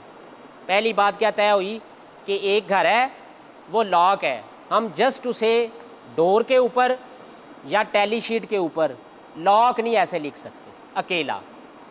क्या हम लिखेंगे? या तो उसे 0 लिखेंगे, L/0, या 1 लिखेंगे, या 2 लिखेंगे, या 3 लिखेंगे। कैसे लिखेंगे अब इस पे आ जाते हैं। पुरानी टैली शीट हमें मदद फ्राहम कर सकती है, हिस्ट्री जिसे हम कहते हैं वो मदद कर सकती है, उसमें डोर मार्किंग हमें मदद कर सकती है। और सबसे जो बढ़ के चीज़ है जिस पे हमने फोकस करना है वो ये होता है कि हम हमसायों से पूछ लें। किसी उस मोहल्ले की गली की नुक्कड़ के ऊपर जो दुकान है उससे पूछ सकते हैं क्या कि इस घर के अंदर कोई छोटे बच्चे हैं। उसका जवाब आया हमसाये का छोटे बच्चे नहीं हैं। एक दफ़ा ही मैंने बताना है। उसका जवाब आया कि छोटे बच्चे नहीं हैं, तो हम क्या लिखेंगे? L/0। डोर मार्किंग के ऊपर भी, टैली शीट की फ्रंट साइड पे भी और क्या करेंगे हम, बैक साइड के ऊपर, ये बैक साइड है जैसे टैली शीट है, ये लाइन के ऊपर जो स्पेस है, इस स्पेस के ऊपर एच हाउस नंबर डाल के, हाउस नंबर 10 था, H10 बराबर लॉग। इसमें किसी किस्म को कोई कन्फ्यूजन है तो बता दें। पहली सिचुएशन क्लियर हो गई। दूसरी सिचुएशन ये है कि हमें उसी हाउस नंबर 10 पे बताया गया, साथ वाले हमसायों ने बताया हमें कि यहाँ पे 2 बच्चे हैं, इस घर के 2 बच्चे हैं, जितनी मालूमात हमें मैक्सिमम मिल सकती है हम लेंगे। वो हमें बताता है जी सिर्फ 2 बच्चे हैं, ये शाहिद का घर है। तो हम क्या करेंगे, टैली शीट की फ्रंट साइड पे L/2 लिखेंगे। बड़े जो बच्चे हैं 1 साल से 5 साल के दौरान जो बच्चे हैं, उस कॉलम के अंदर हम L/2 लिख देंगे। टैली शीट की बैक साइड पे क्या होता है, हमारे पास NA रिकॉर्डिंग, वहाँ पे हम हाउस नंबर 10 2 जगह डालेंगे, अलग-अलग 2 कॉलम और छोटा सा L ऊपर और फिर L नीचे, ये लिखेंगे। अगला जो खाना है वो उसकी उम्र का होता है। अगर हमें उम्र पता चल जाती है तो हम लिख देंगे, नहीं चलती आगे उसका नाम वल्दियत के खाने में शाहिद उसने हमें बताया तो हम शाहिद लिख देंगे। अगर ये भी हमें पता नहीं चलता, पहले तो जो हमें बंदा ये बताएगा ये हो नहीं सकता, जो बंदा हमें बताएगा इनके 2 बच्चे हैं तो कम अज़ कम उसे घर के सरबराह का ज़रूर पता होगा। उसके बाद आ जाता है उसका एड्रेस कौन सा हमने लिखना है, जिस गली में हम खड़े हुए हैं। और हमारी टीमें ये आज भी गलती करती हैं कि प्रॉपर एड्रेस नहीं लिखती। प्रॉपर एड्रेस का मतलब ये नहीं होता पंडोरी कलां, हज़रत कैलियाँ वाला, वरपाल चट्ठा, बुचा चट्ठा, ये प्रॉपर एड्रेस नहीं है। हमने जो अपना वो बनाया है सेटलमेंट वाली लिस्ट जो बनाई है, उसके ऊपर हमने गली जहाँ पे मुड़ती है वहीं से हमने नई सेटलमेंट शुरू कर लेनी होती है। तो हम बाकायदा उस गली का नाम लिखेंगे, नज़द कोई दुकान है तो वो लिख सकते हैं, यानी प्रॉपर उसका एड्रेस हो। उसके बाद वही जो चीज़ है वो कहाँ पे गए हुए हैं, अगर वो दुकानदार हमें बता देता है, ये हो सकता है वो हमें ना बताए, तो हम लिख देंगे, नहीं बताएगा तो खाना खाली छोड़ देंगे। इस सिनेरियो में यहाँ तक किसी को कोई प्रॉब्लम? जी खिलजी साहब, आप सवाल करना चाह रहे हैं? जी, तो आप अलग-अलग लिखेंगे, सिंपल सी बात है। जी बिल्कुल जी। इसके अलावा किसी को कोई कंसेप्ट कासम भाई समझ नहीं आया? हाँ जी मैडम। अच्छा, अब हम आगे चलते हैं। एक और सिनेरियो हो सकता है, वो क्या है? अब हम गए वापस, सिनेरियो ये मेजर 2 ही है। सेम डे पे हम वापस चले गए, सेम डे पे हम वापस चले गए, सेम डे पे। तो क्या हमें सूरत हाल पेश आ सकती है? 0 वाले घर पे भी हमने सेम डे पे जाना है, वहाँ पे भी बच्चे हो सकते हैं। हम वहाँ पर गए, 2 बच्चे थे या एक बच्चा था, हम क्या करेंगे, उस बच्चे को वैक्सीनेट करेंगे, अंडरस्टूड सी बात है। हमने उसे कतरे पिला दिए। अब हमारा जो अगला मसला है, हमारी टीम वो कहाँ पे लिखेगी, कहाँ पे लिखेगी? फ़र्ज़ किया टीम ने 72 घर के ऊपर काम को ख़त्म कर लिया था, वो जो हाउस नंबर 73 है वहाँ पे 10 डालेगी, 1/1 यानी 1 बच्चा था, 1 को कतरे पिला दिए, वहाँ पे दर्ज कर देगी। यहाँ तक किसी को कोई मसला? ये 0 घर की बात हो रही है कि वो खुल गया, वहाँ पे बच्चे निकल आए। हाँ जी जी जी जी, मैंने फिर दोबारा बताया कि 0 था, काम टीम ने ख़त्म कर लिया। टीम ने काम ख़त्म करने के बाद क्या करना होता है? पहला विज़िट हो गया, दूसरा विज़िट किया, टीम उस 0 वाले लाग पे गई। टीम ने अपनी श्योरिटी तो लेनी है, वो तो किसी के ऊपर, किसी की स्टेटमेंट के ऊपर नहीं रह सकती। वजह क्या है, हमारा रूल क्या है? रूल तो हमें ये कहता है कि आप कोई बच्चा अगर उसने पिंडी कतरे पी ली हैं यहाँ आपके बच्चे ने सहारन में कतरे पी लिए हैं, हम उस बच्चे को काट तो नहीं सकते रूल के मुताबिक। हम एक ही असूल के मुताबिक बच्चे को काट सकते हैं, वो है हमारी फिंगर मार। तो हम ज़ीरो वाले लाख पे जाएंगे ना दोबारा। हम गए वहाँ पर, पहले ये कॉन्सेप्ट आप क्लियर कर लें, क्वेश्चन इसके बाद होंगे। ज़ीरो वाले घर पे दोबारा सुन लें, हम गए वहाँ पे बच्चा निकल आया, तो हमने क्या किया, बच्चे को वैक्सीनेट किया, नीचे हाउस नंबर 10 डाल के हमने वहाँ पे उसे कवर कर दिया, बात खत्म। दूसरा सिनेरियो क्या हो सकता है, हम वहाँ पर गए जहाँ पे उन्होंने हमें बताया था कि 2 बच्चे हैं, वहाँ पे बच्चे निकल आए 2, तो क्या करेंगे, कतरे पिलाई गई जो तारीख है सिंपली उसके आगे हम तारीख डाल देंगे, यही होगा ना। कटिंग तो किसी सूरत में होनी नहीं है। अब हुआ क्या वहाँ पे, दूसरा सिनेरियो ये हो सकता है कि 2 बच्चे उसने बताए थे, उनके बच्चे 3 थे या 4 थे, 3 थे, तो हम क्या करेंगे, 2 के आगे तो हम डेट डाल देंगे। क्लियर हो गया ना। एक बच्चा जो बढ़ गया उसको हम वैसे ही करेंगे, हाउस नंबर डाल के 1/1 कर देंगे एंड के ऊपर। क्लियर हो गया। ये ऐसे सिनेरियो हैं जो कभी पेश आते नहीं हैं वैसे, लेकिन आ भी सकते हैं। अब तीसरा सिनेरियो ये हो सकता है कि हम उसी हाउस के ऊपर दोबारा गए, वहाँ पे 2 की बजाय पहले बच्चे बढ़ गए थे, अब बच्चे कम हो गए, 1 बच्चा था, 1 था, तो हम क्या करेंगे, हम उसको जहाँ पे हमने लिखा था 2 उसको सही करके 1 करेंगे, और टैली शीट की बैक साइड के ऊपर 1 को तो हमने कतरे पिला दिया, आगे डेट डाल दी। दूसरा जो बच्चा था उन्होंने लिशबा बताई थी वो बड़ी हो गई हुई थी या थी नहीं, हम लिख देंगे गलत मालूमात या गलत अंदराज, बस हमें मिली। ये ला का उस पॉलिसी है जी, सारी की सारी। फ्रंट साइड के ऊपर वहाँ से कटिंग करके 1 है सर, है ला को उस पॉलिसी। अच्छा जी ठहर जाएं, ये है, ये सारा कुछ हो रहा है सेम डे पे। अब ये भी हो सकता है वो ला का उस चौथे दिन खुले, तो वहाँ पे एक ऊपर खाना होता है अनरिकॉर्डेड मिस्ड चिल्ड्रन वाला, उसके अंदर हमने उसे सिर्फ टिक कर देना।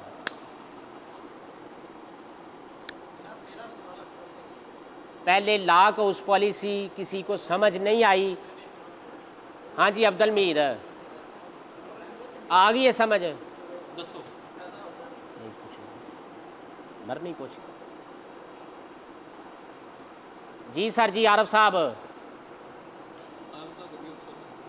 जी सर हुण तुहाडा सवाल की है जी सर।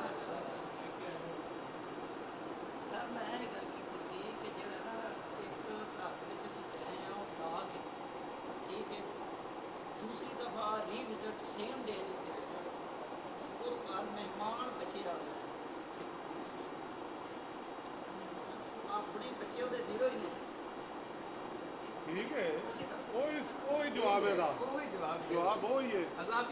सेम डे दे उचे मेहमान आ गए ने, 2 टिक्का लाओ, मेहमान दे उत्ते थल्ले 2 टिक्का ला दिओ। उस नंबर ते नहीं ना एंटर करने, डोर मार्किंग दुरुस्त करो जी, ते थल्ले टिक्का ला दिओ 2 ਤੁਹਾਡੇ। अच्छा जी इसके बाद लिस्ट बना लो ना जी लिखी। टैली शीट का सबको आइडिया है, बैक साइड के ऊपर हमने 0 डोज की बात हम कर लेते हैं यही। और एक और चीज़ होती है HRMP वाला कोई भी घर आए तो हमने उसे सर्कल करना होता है। HRMP वाला कोई भी घर आए तो उसको हमने सर्कल करना होता है और शाम की रिपोर्ट में बताना होता है कि सर्कल वाले घरों में कितने बच्चे हमारे आए। अब टैली शीट की बैक साइड पे हमारे पास 0 डोज बच्चों का अंदराज है। वो अंदराज हमने हर दफ़ा ये डॉक्टर साहब बताते रहते हैं कि इसमें बराबर सर टैली नहीं होता। अभी भी कुछ यूसेज हैं जिनका वहाँ पे कुछ रिपोर्ट होती है, वो टैली होना चाहिए। आपकी जो टैली शीट की बैक साइड है वो बच्चे डेली के, SCS जो ऐप है हमारी वो बच्चे, और जो हम रिपोर्ट कर रहे हैं, ये तीनों चीज़ें टैली होनी चाहिए। अगर हमने 5 बताया है वहाँ पे तो 5 ही SCS ऐप पे होने चाहिए, 5 ही टैली शीट की बैक साइड पे होनी चाहिए। अब ज़ीरो डोज़ की डेफिनेशन वही है, कोई भी ऐसा बच्चा जिसको हिफाजती टीकों की कोई खुराक ना मिली हो वो ही हमारा ज़ीरो डोज़ बच्चा होता है। एज लिमिट उसकी है 2 साल।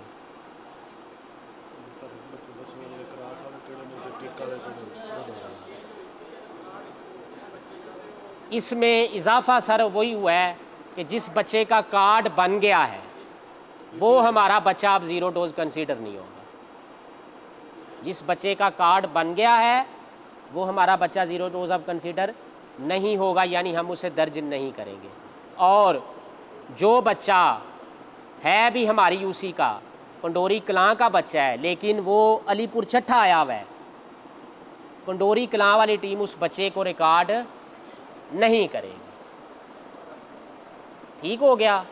कोई टीम आपकी घर कतरे पिलाने जाती है, अच्छा इसमें एक और चीज़ है, उसको हम ज़ीरो डोज़ में तो रिकॉर्ड नहीं करेंगे, एनए में लिखेंगे, एनए में लिखेंगे।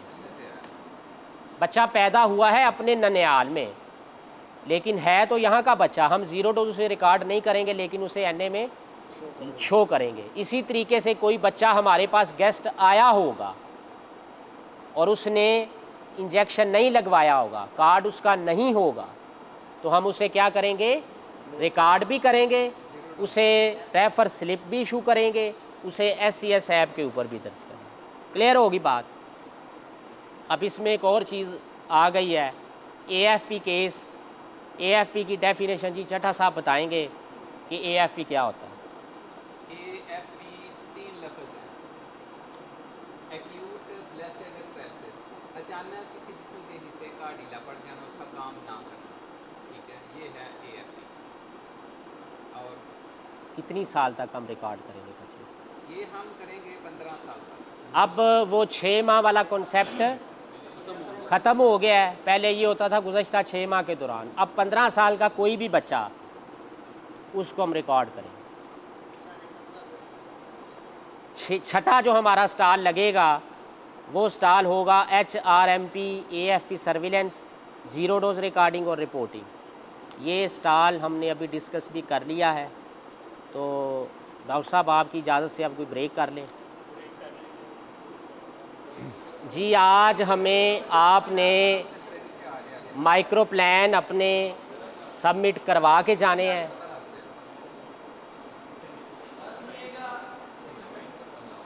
अपने माइक्रो प्लान आज सबमिट करवा के जाने हैं, ये आज का काम है। दूसरे नंबर पे आपके पास 2 कंप्यूटर ऑपरेटर नॉमिनेट हुए हैं तहसील के अंदर, काशफ नदीम भट्ट और इसके अलावा अवैस अब्दुल्ला किलास्के से। उनको आपने अपना जो डाटा है नीप वाला, जो सॉफ्टवेयर के अंदर हम हर दफ़ा लिख कर भेजते हैं कि हमारे पास इतनी टीमें हैं, इतनी मकामी टीमें हैं, फ़ीमेल पे मुश्तमिल इतनी है, टारगेट इतना है, ट्रांजिट का ये टारगेट है, फ़िक्स का ये टारगेट है, HR इतने हैं। वो एक फॉर्म होता है, हर UCMO को पता है। वो फॉर्म का जो डाटा है आपने काशफ नदीम भट्ट और अवैस अब्दुल्ला को ये अपना डाटा, या अवैस अब्दुल्ला को अपनी ये अपना डाटा लिखवाना है। क्लियर हो गया। कल ट्रेनिंग हमारी 2 दिन पे मुश्तमिल है। कल का जो दिन होगा डेस्क रिव्यू हमारा हमारे सेंटर्स के ऊपर होगा। माइक्रो प्लान का डेस्क रिव्यू सेंटर के ऊपर आपने 8 बजे पहुंच जाना है। जो भी बंदा नॉमिनेट होगा वो आपका डेस्क रिव्यू करने आपके सेंटर के ऊपर आए। कल खरीद थे नहीं होना जी। इसके अलावा ट्रेनिंग हमारी जो होगी पोलियो टीम ट्रेनिंग, उसकी डेट भी जब आ जाएगी, उस डेट को आपने ट्रेनिंग करवानी है। 13 से 17 के अंदर वो डेट आएगी। ट्रेनिंग का मैंने आपको बताया है कि 2 हिस्सों पे मुश्तमिल होगी। पहला हिस्सा स्टॉल मेथड के थ्रू ट्रेनिंग का होगा। सेकेंडली जो हमारा ट्रेनिंग का दूसरा पार्ट होगा वो फील्ड के अंदर जाके टीमों को एरिया उनका दिखाना और रिहर्सल करवानी, ये भी ट्रेनिंग का पार्ट होगा। ट्रेनिंग के अंदर 100% अटेंडेंस तमाम टीम मेंबर्स की होनी चाहिए। ट्रेनिंग को हम बड़ा लाइट लेते हैं। हमारे स्पेशली जो RHC से रिलेटेड अमला है, देखने में यही आया है कि उनको कोई ना कोई काम होता है उस दिन, तो ट्रेनिंग पे अटेंडेंस 100% होनी चाहिए। कोशिश की जा सकती है कि 2 से 3 मेंबर वॉलंटियर्स एक्स्ट्रा रखे जाएं, ताकि कोई वॉलंटियर सेम डे किसी का कोई मसला होता है तो हम ट्रेंड बंदा उसकी जगह पे लगा सकें। स्टॉल मेथड के थ्रू ही हमारी ट्रेनिंग होगी। 6 स्टॉल लगने हैं, वो आपको बताया जा चुका है उसके बारे में। एक दफ़ा फिर मैं बता दूं, लॉक हाउसेस का कॉन्सेप्ट सबको क्लियर होना चाहिए, आपको बताया भी गया है। ज़ीरो डोज़ का भी आपको बताया गया है, AFP का भी आपको बताया गया है। SES ऐप के ऊपर वही बच्चे हों जो आपने शाम की रिपोर्ट में लिखवाने होते हैं, और इसके साथ साथ टैली शीटों के ऊपर भी वही बच्चे होने चाहिए जो आपने वहाँ लिखवाए हैं। अगर 6 लिखवाए हैं तो 6 टैली शीटों के ऊपर हों, इसी तरीके से ऐप के ऊपर भी 6 होने चाहिए। और बात गेस्ट के हवाले से भी हमने बात कर ली है, बात रह गई। इसके अलावा कोई पॉइंट हमारा रह गया हो तो वो कोई रेज़ कर दें। एक और चीज़, बड़ी अहम चीज़ है, 6 घंटे का उन्होंने टाइम दिया है पहले विज़िट का, उसके बाद रेस्ट होता है, आधा घंटा टीम रेस्ट करेगी। CVC की बात नहीं हुई थी, कम्युनिटी वैक्सीनेशन सेंटर, हर टीम का हर डे के अंदर कम्युनिटी वैक्सीनेशन सेंटर होता है। उस सेंटर के ऊपर वो कैसे बनाया जाएगा? एक तो ऐसे हो कि घर वालों को पता हो कि हमारा घर कम्युनिटी वैक्सीनेशन सेंटर है। सेकेंडली, लोगों को भी पता होना चाहिए कि यहाँ पे टीम जो है वो बैठेगी रेस्ट के टाइम पे। और थर्डली क्या होगा, एक मेंबर कम से कम वहाँ पे ज़रूर मौजूद होना चाहिए। ये हो सकता है कि दोनों मेंबर वहाँ पे बैठ के खाना खा लें, ये हो सकता है दूसरी ऑप्शन के ऐसी फैसिलिटी अवेलेबल नहीं है तो एक मेंबर वहाँ पे बैठा रहे, वो कोई खाना खा के आ जाए, फिर दूसरा चला जाए। तो कम्युनिटी वैक्सीनेशन सेंटर जो कोशिश किया करें कि आपने प्लान के ऊपर लिखी है उसी जगह पे आपकी टीम बैठनी चाहिए। हमारी टीम को ही नहीं पता होता कि हमारा कम्युनिटी वैक्सीनेशन सेंटर कौन सा है। डॉक्टर साहब लास्ट कैंपेन पे जब मेरे पास आए थे तो उन्होंने टीम से पूछा था, प्लान के ऊपर कोई और लिखा हुआ था, टीम किसी और जगह पे जाके बैठी। तो ये नहीं होना चाहिए, टीम को पता ही नहीं था कि क्या है ये चीज़। तो ये लाजमी चीज़ है, इसका बाकायदा वो जो सॉफ्टवेयर में उन्होंने टीमें हमारी मांगी थी कि हैमलेट्स कितने हैं, वहाँ पे आगे एंड पे एक कॉलम भी था कि कम्युनिटी वैक्सीनेशन सेंटर आपने नए कितने बनाए। तो ये भी बड़ी, पोलियो के हवाले से हर चीज़ ये अहम है, हर चीज़ का ख्याल रखना पड़ता है। तो इसका भी कोशिश कीजिएगा कम्युनिटी वैक्सीनेशन सेंटर का ख्याल रखें और उसे SOPs के मुताबिक ही कंबाइन करें। जगह कौन सी हो सकती है? हेल्थ हाउस हो सकता है। इसके अलावा वैक्सीनेटर जहां बैठ के टीके लगाता है वो साइट हो सकती है। कोई किसी काउंसलर का घर हो सकता है, किसी काउंसलर का घर हो सकता है। सबसे अहम बात ये है कि 80 घर अगर टीम करती है या 70 करती है, जो टीम का एरिया है उस एरिया के अंदर ही होना चाहिए। ये नहीं हो सकता जी कम्युनिटी वैक्सीनेशन सेंटर टीम अपना घर बना ले, घर उसका काम के अंदर ही ना आता हो। टीम कहे जी मुझे वहाँ पे बैठने में आसानी थी या मुझे वहाँ किसी कम्युनिटी में बैठने नहीं दिया, ये ज़िम्मेदारी एरिया इंचार्ज की है। वो अपनी टीम के साथ बैठे और इसको तय करे कि कम्युनिटी वैक्सीनेशन सेंटर आपने कौन सा बनाना है। फील्ड में जाके उस बंदे को बता के भी आएँ कि आपका घर फ़लाँ डेट को हमारा कम्युनिटी वैक्सीनेशन सेंटर है और यहाँ पे हमारी टीम बैठेगी। आधा घंटा बैठना होता है टीम ने। तो बात जो मैं करने लगा था इसके साथ वो ये थी कि टीम 8 बजे SOP के मुताबिक लास्ट टाइम है, 8 बजे टीम पहला घर टच कर लेगी। हमारे एरिया ऐसा नहीं है कि कोई वापडा कॉलोनी है, कोई सिटी हाउसिंग स्कीम है जहाँ पे लोग नहीं उठते। 7 बजे के बाद वाला टाइम आप लिख सकते हैं। बाज़ लोग ये करते हैं 6 बजे का टाइम लिख देते हैं। वैसे वो कोई लॉजिक तो नहीं बनती, इतनी जल्दी टीम चली जाए फील्ड में 6 बजे। तो टाइम जो लिखना होता है वो 7 के बाद का लिखा कीजिए और टीम भी रवाना 7 के बाद ही होती है नॉर्मली। तो 8 बजे टीम ने पहला घर करना होता है। प्रायोरिटी में ये होता है कि स्कूल अगर खुल गया है तो सबसे पहले स्कूल चली जाए, अगर स्कूल नहीं खुला 8:30 बजे खुलना है या 8:45 बजे खुलना है, बेहतर तो ये होता है टीम का लाइजोन स्कूल के साथ इतना अच्छा होना चाहिए, टीम का एरिया इंचार्ज का भी होना चाहिए, बेस है टीम हमारी, वो खुद कॉल करके उनको बताए। एरिया इंचार्ज की ये जिम्मेदारी होती है कि प्री इन्फॉर्म किया जाए तमाम स्कूल्स को। बड़ा सारा ये जो क्रिएट होता है हर्डल, एक प्रॉब्लम क्रिएट हो जाती है, हमने बताया ही नहीं होता स्कूल वालों को कि हमने किस दिन आना है। हमारी टीम जाती है जी असी बच्चों को कतरे पे आना है। तो भाई बात ये है कि उनके आगे से मसाइल हैं, कोई उनके पेपर हो सकता है चल रहे हो या उनकी कोई अपनी एक्टिविटी प्लान हो, हमने उन्हें बताया ही नहीं तो कसूर हम उनका कैसे निकाल सकते हैं। स्कूल वालों को डेट भी हमारे प्लान के ऊपर लिखी होती है, हमने किस डेट को जाना है। तो स्कूल वालों को इतला देना भी एरिया इंचार्ज और टीम की ज़िम्मेदारी है कि उनको इतला दें कि हमने फ़लाँ डेट को आना है, आप बच्चों की लिस्ट तैयार कर लें। होता क्या है प्रैक्टिस में क्या चीज़ आती है, टीम जाती है उनको पता नहीं होता, वो कहते हैं आप घंटे बाद आ जाइएगा। टीम फील्ड में चली जाती है, वो कहती है और मैं अपना मैं काम ख़त्म करके दोबारा जाऊंगी, तो उतनी देर में स्कूल को छुट्टी हो जाती है। तो ये प्लान ही हमारा बेसिकली है जो गलत होता है, जिसकी वजह से हमें स्कूल के अंदर मसाइल सामने आते हैं। तो इसको भी आप देखिएगा लाजमी तौर पे कि हमारी टीम इन्फॉर्मेशन कम से कम पहुंचा दे कैंपेन से पहले। 22 को कैंपेन शुरू होनी है तो 20 तक तमाम स्कूलों को इतला हो जानी चाहिए कि हमने आपके पास फ़लाँ डेट को आना है। टीम एक और बड़ी मिस्टेक करती है कि रीविज़िट के दौरान, तीसरा और चौथा दिन जो हमारा कैचअप का होता है, उसके दौरान टीम स्कूलों में कम जाती दिखाई देती है।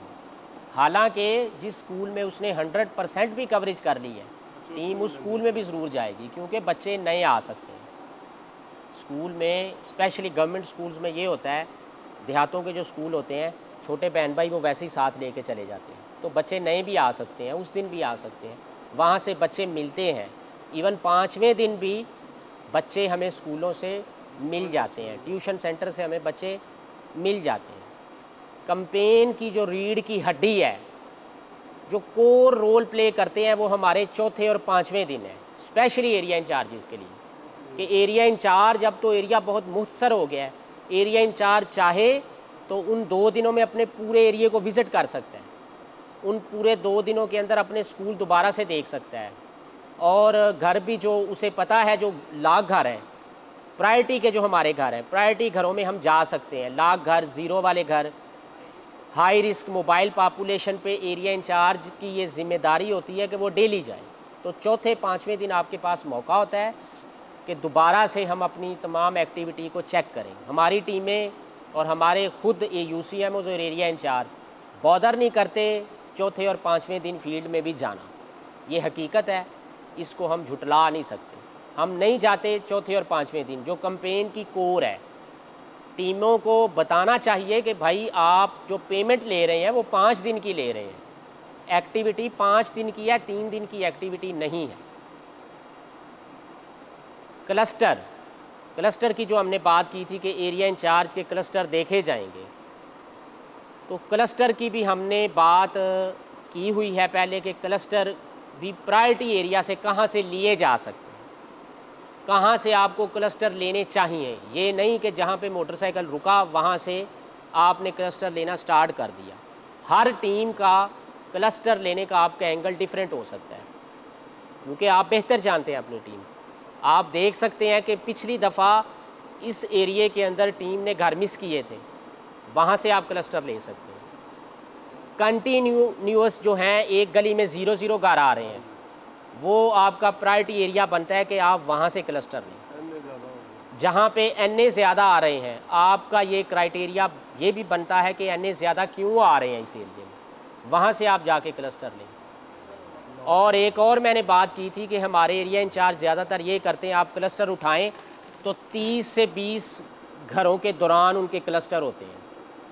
जो लास्ट वाले घर होते हैं 70 के बाद, उनसे क्लस्टर लिया करें। ये भी आप कर सकते हैं कि आप सेकंड डे पे गए हैं उस टीम को चेक करने, तो आप उसका पिछले दिन का लास्ट पे जो काम जहाँ उसने ख़त्म किया है वहाँ से आप उसका क्लस्टर ले लें, क्योंकि उस वक्त तो इसने इतना काम भी नहीं किया होगा।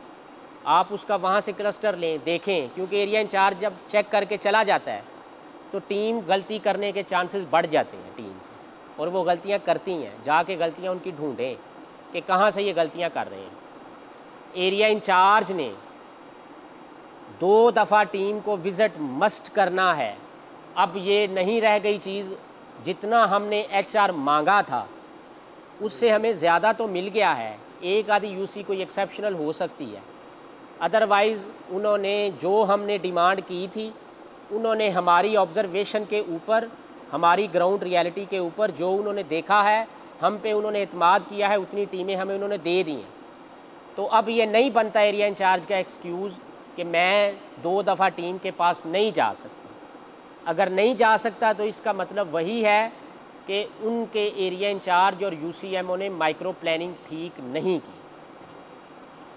जंपिंग आपको पता है कि एरिया इंचार्ज के अंदर भी अलाउड नहीं है और टीम के अंदर भी जंपिंग अलाउड नहीं है। जंपिंग समझते हैं सारे लोग कि ये नहीं हो सकता कि एक टीम एक दिन का काम यहाँ पे मोहल्ला बारादरी में कर रही है तो दूसरे दिन वो दरअसल कुरान चली जाए। 4 टीमों को क्रॉस करके वहाँ नहीं वो जा सकती। टीम का पहले दिन, दूसरे दिन, तीसरे दिन बॉर्डर आपस में अटैच होना चाहिए। इसी तरीके से एरिया इंचार्ज का जंप नहीं हो सकता। ये नहीं हो सकता कि एरिया इंचार्ज 1 नंबर है तो वो 2 नंबर को क्रॉस करके उसका एरिया उसके बाद आए, यानी साथ साथ होना चाहिए। इसका मतलब यही है कि इसका कॉन्सेप्ट भी उन्होंने यही रखा है कि एरिया इंचार्ज 2 दफ़ा टीम को आसानी से विज़िट कर सके।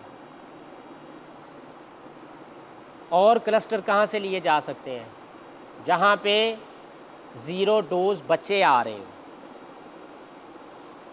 2 साल से कम उम्र बच्चे रिपोर्ट जहाँ से हो रहे हैं कि क्यों आया है, वहाँ से आपने जब जाना होता है तो पूछना भी होता है, उनका कार्ड भी चेक करना होता है कि बच्चा आपका 0 डोज क्यों हुआ। सबसे अहम बात एरिया इंचार्ज के लिए क्लस्टर लेते हुए जो मद्देनज़र रखेगा, हमने एक चीज़ लिखी होती है, गुज़श्ता मुहिम में रह जाने वाले बच्चे, वहाँ पे एटलीस्ट ज़रूर जाएं कि पिछली दफ़ा हमारे जो बच्चे रह गए थे, हमारे पास हाउस नंबर भी लिखा होता है, मोहल्ला भी लिखा होता है, लॉग बुक के ऊपर टीम नंबर भी लिखा होता है। उस घर के अंदर जाएं और चेक करें कि क्या वो बच्चा दोबारा तो नहीं रह गया। हमें मसाइल ही आ रहे हैं बेसिकली NA कवरेज पे। 3 दिन तो हमारा काम बड़ा अच्छा हो जाता है, लेकिन आप अगर अपनी लॉग बुक किसी ने सही लिखी है और उसको जाके गौर करें तो वही बच्चे ज़्यादातर रिपीट हो रहे हैं जो हर दफ़ा रह जाते हैं। उसकी मैं आपको मिसाल देता हूँ। हमारे पास मोहल्ला पुराना तालाब में एक ऐसा घर है, वो घर ऐसा है कि जब टीम जाती है तब भी लॉक होता है और जब टीम रीविज़िट पे जाती है वापस तब भी वो लॉक होता है। तो हमने पॉलिसी इस तरीके की बनानी है कि उनको हम कैसे क्लियर कर सकते हैं। तो उस घर पे लाजमी जाया करें जो घर हमारा पिछली कैंपेन में रह गया था। लॉक घर भी उसमें हो सकते हैं, बच्चों वाले घर भी हो सकते हैं। तो क्लस्टर कैसे लेते हैं, ये प्रायोरिटीज़ भी हमने डिस्कस की। क्लस्टर के अंदर ये नहीं हो सकता कि आप अपनी मर्ज़ी से घर देख लें। हाउस नंबर 13 आपने लिखा, उसके बाद आपने 21 लिख लिया, ऐसा हो सकता है? क्लस्टर एक सीक्वेंस से लेना होता है। अगर हमने 13 नंबर हाउस से क्लस्टर स्टार्ट किया है तो 14 0 वाला अगर होगा तब भी हम उसे देखेंगे। देखने से मुराद ये है दरवाज़ा नॉक करेंगे, उनसे अंदर जितने क्वेश्चन टीम ने करने होते हैं, जो 9 क्वेश्चन है या 9 क्वेश्चन है, वो 9 के 9 सवालात हमने भी जाके करने होते हैं। फिर अगले घर पे जाएं, वो भी 0 है तो वो भी 9 क्वेश्चन आप पूरे करके आगे जाएंगे। जब तक 7 घर नहीं हो जाएंगे, चाहे वो 40वें घर पे जाके हों, तब तक हम वो सारे घर देखते जाएंगे। बहुत कम एरिया रह गया है, ये देख लें एक एरिया इंचार्ज के पास मैक्सिमम 300 घर हैं। एक एरिया इंचार्ज के पास मैक्सिमम या 350 या 400 घर होंगे कि डेली के 350-400 घर होंगे। तो 70-80 तो इजीली एरिया इंचार्ज अगर अपना क्लस्टर ले तो विज़िट हो जाते हैं।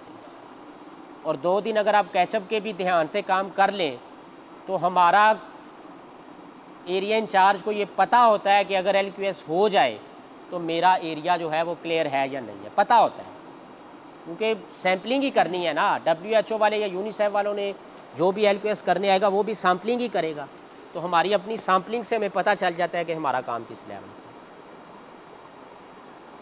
है। और कोई बात ज़्यादा फोकस करो जो टीम का काम एंड घट लो। जी, एक और बात भट्ट साहब ने की है कि कई टीमें ऐसी हैं जो हमारी NA बड़े कम रिपोर्ट करती हैं। तकी साहब मेरे एरिया इंचार्ज हैं, हमारी एक टीम आई, ये लास्ट कैंपेन का वाक़या है, उसने पहले दिन कोई NA नहीं दिया हमें, दूसरे दिन उसने हमें एक NA दिया, तीसरे दिन हम 8 बजे उसका वो 2 दिन का काम चेक करने चले गए। ये होती है प्रायोरिटी कि ये क्यों ऐसा हो रहा है।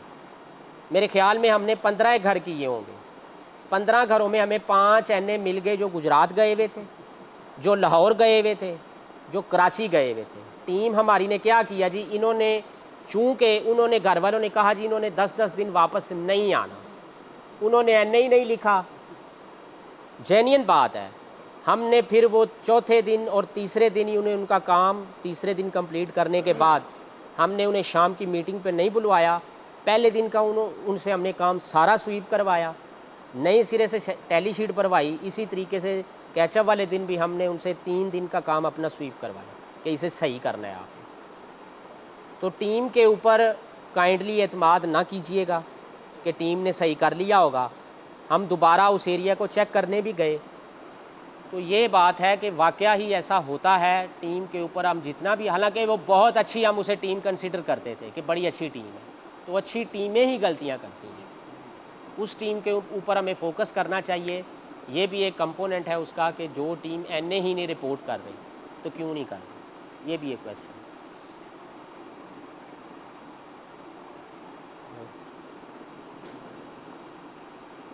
फिंगर मार्कर जो होता है वो हमेशा फिंगर मार के लिए होता है, डोर मार्किंग के लिए इस्तेमाल होना जुर्म है, उससे हम डोर मार्किंग नहीं कर सकते। फिंगर मार्कर हर दफ़ा की तरह हमने सबमिट करवाने होते हैं। मैंने आपको उसकी रीज़न भी बताई है। क्या रीज़न बताई है? कि फिंगर मार्कर घर में था, बच्चे को निशान लग जाता था, उन्होंने कहा अब आप हमें सारे फिंगर मार्कर वापस कर। गलतियां हमारी हैं, हमें देख के सारी पॉलिसीज़ डिज़ाइन की जा रही हैं। अब जो टीमों की डिमांड हमने मांगी, रैशनलाइजेशन 3-4 माह चली, बीच में कोरोना आ गया, ठीक है, बड़ा मुतासिर भी होते रहे। अब कोई बंदा अगर ये कहे कि मेरा टारगेट सही नहीं है तो उस बंदे की गलती है। कंप्यूटर क्लैरिकल मिस्टेक तो हो सकती है, लेकिन उसका प्लान ही मैच ना करे टीम की टैली शीट के साथ, तो ये उस UCMO, उस अली भाई, ये उस UCM और उस एरिया इंचार्ज का फॉल्ट है। आपने टीम के 80 घर लिखे हैं, टीम उस दिन 90 घर करके आ जाए तो ये फिर या टीम गलत करके आई है या आप लोगों ने गलत प्लान किया।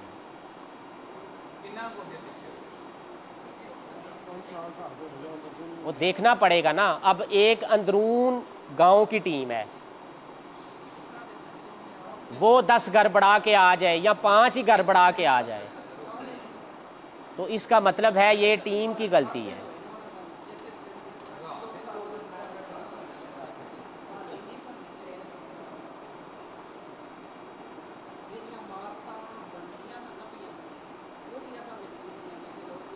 एक बात और रह गई है फिदा भाई, एक बात जो रह गई है, रैशनलाइजेशन करते हुए एक बात हुई थी कि जो हमारी हवेलियां हैं वो हमने काउंट नहीं करनी। हमारी टीम उसको खाली लिख सकती है, हवेली लिख सकती है, वहाँ पे डोर मार्किंग का नंबर नहीं दे सकती अगर तो आपने रैशनलाइजेशन ऐसे करवाई है। रैशनलाइजेशन का असूल यही था कि जिस घर में कोई आबादी नहीं है वो घर कंसिडर नहीं होगा। घर की डेफिनेशन में ये बात बताई गई थी जिसके अंदर आपको लगता है कल कलां को रिहाइश आ सकती है। क्या उसकी रिक्वायरमेंट हो सकती है? नलका लगाओ, वाशरूम बना हो, कोई कमरा एक बना हो, 4 दीवारी हुई हो, वो किराए पे जा सकता है या कोई रिहाइश आ सकती है, उसको हम घर कंसिडर करेंगे।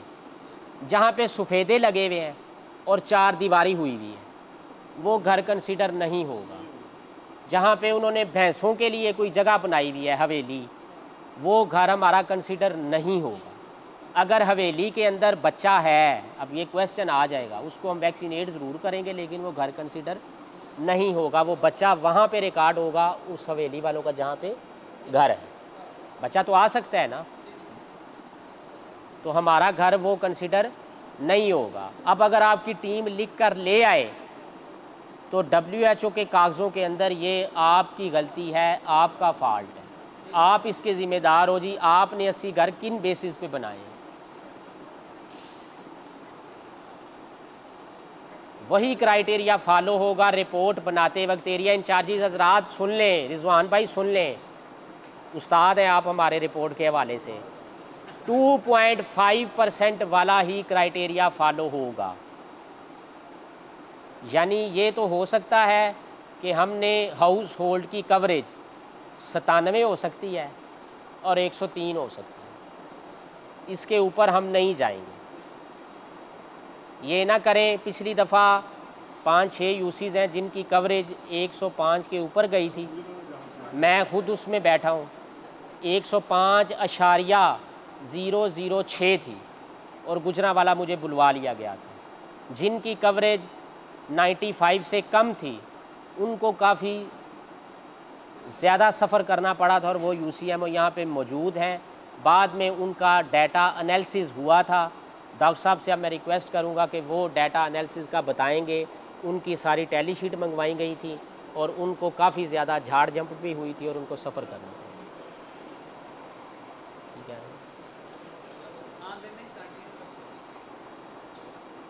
तो ये नहीं हो सकता कि कवरेज हमारी हाउस होल्ड ओवरऑल कवरेज वो भी 95% से कम नहीं होनी चाहिए और 105 से ज़्यादा नहीं होनी चाहिए। हाउस होल्ड की जो कवरेज है,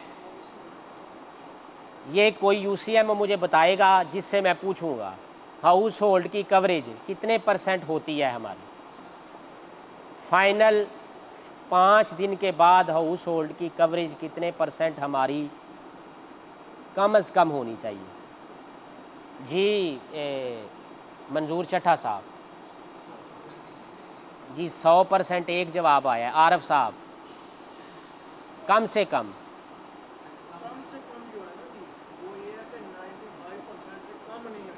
जी, दूसरा जवाब खिलजी साहब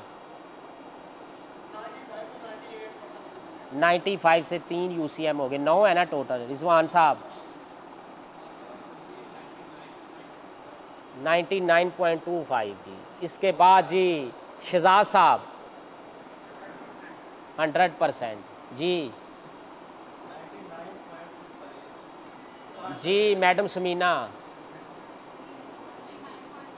कैसे? आपने उनके पीछे ही नहीं बताना कैसे जी। 5वें दिन की बात हो रही है, 9वां बंदा रह गया जी। नबील साहब तुसी कर लो। 2 जवाब सही आए हैं जो SOPs के मुताबिक हैं, जो हमें ऑफिस से DH ऑफिस से जो SOPs आते हैं उनके मुताबिक सदाकत ने और रिजवान ने बताया है 99.25% ये हमारी कवरेज होनी चाहिए। 95 वाला 98 वाला चक्कर नहीं है जी। मैडम समीना भी जी माजरत के साथ नहीं, मैडम समीना ने भी सही बताया है, जो हमें वो शेयर करते हैं ग्रुप में कि आपके NA 0.75% से ज़्यादा नहीं होने चाहिए, तो उनको आप देख ले, फिर 99.25 बचता है, 95 तो नहीं बचता।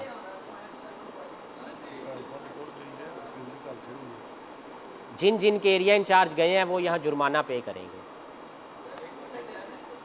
जहाँ भी गए हैं।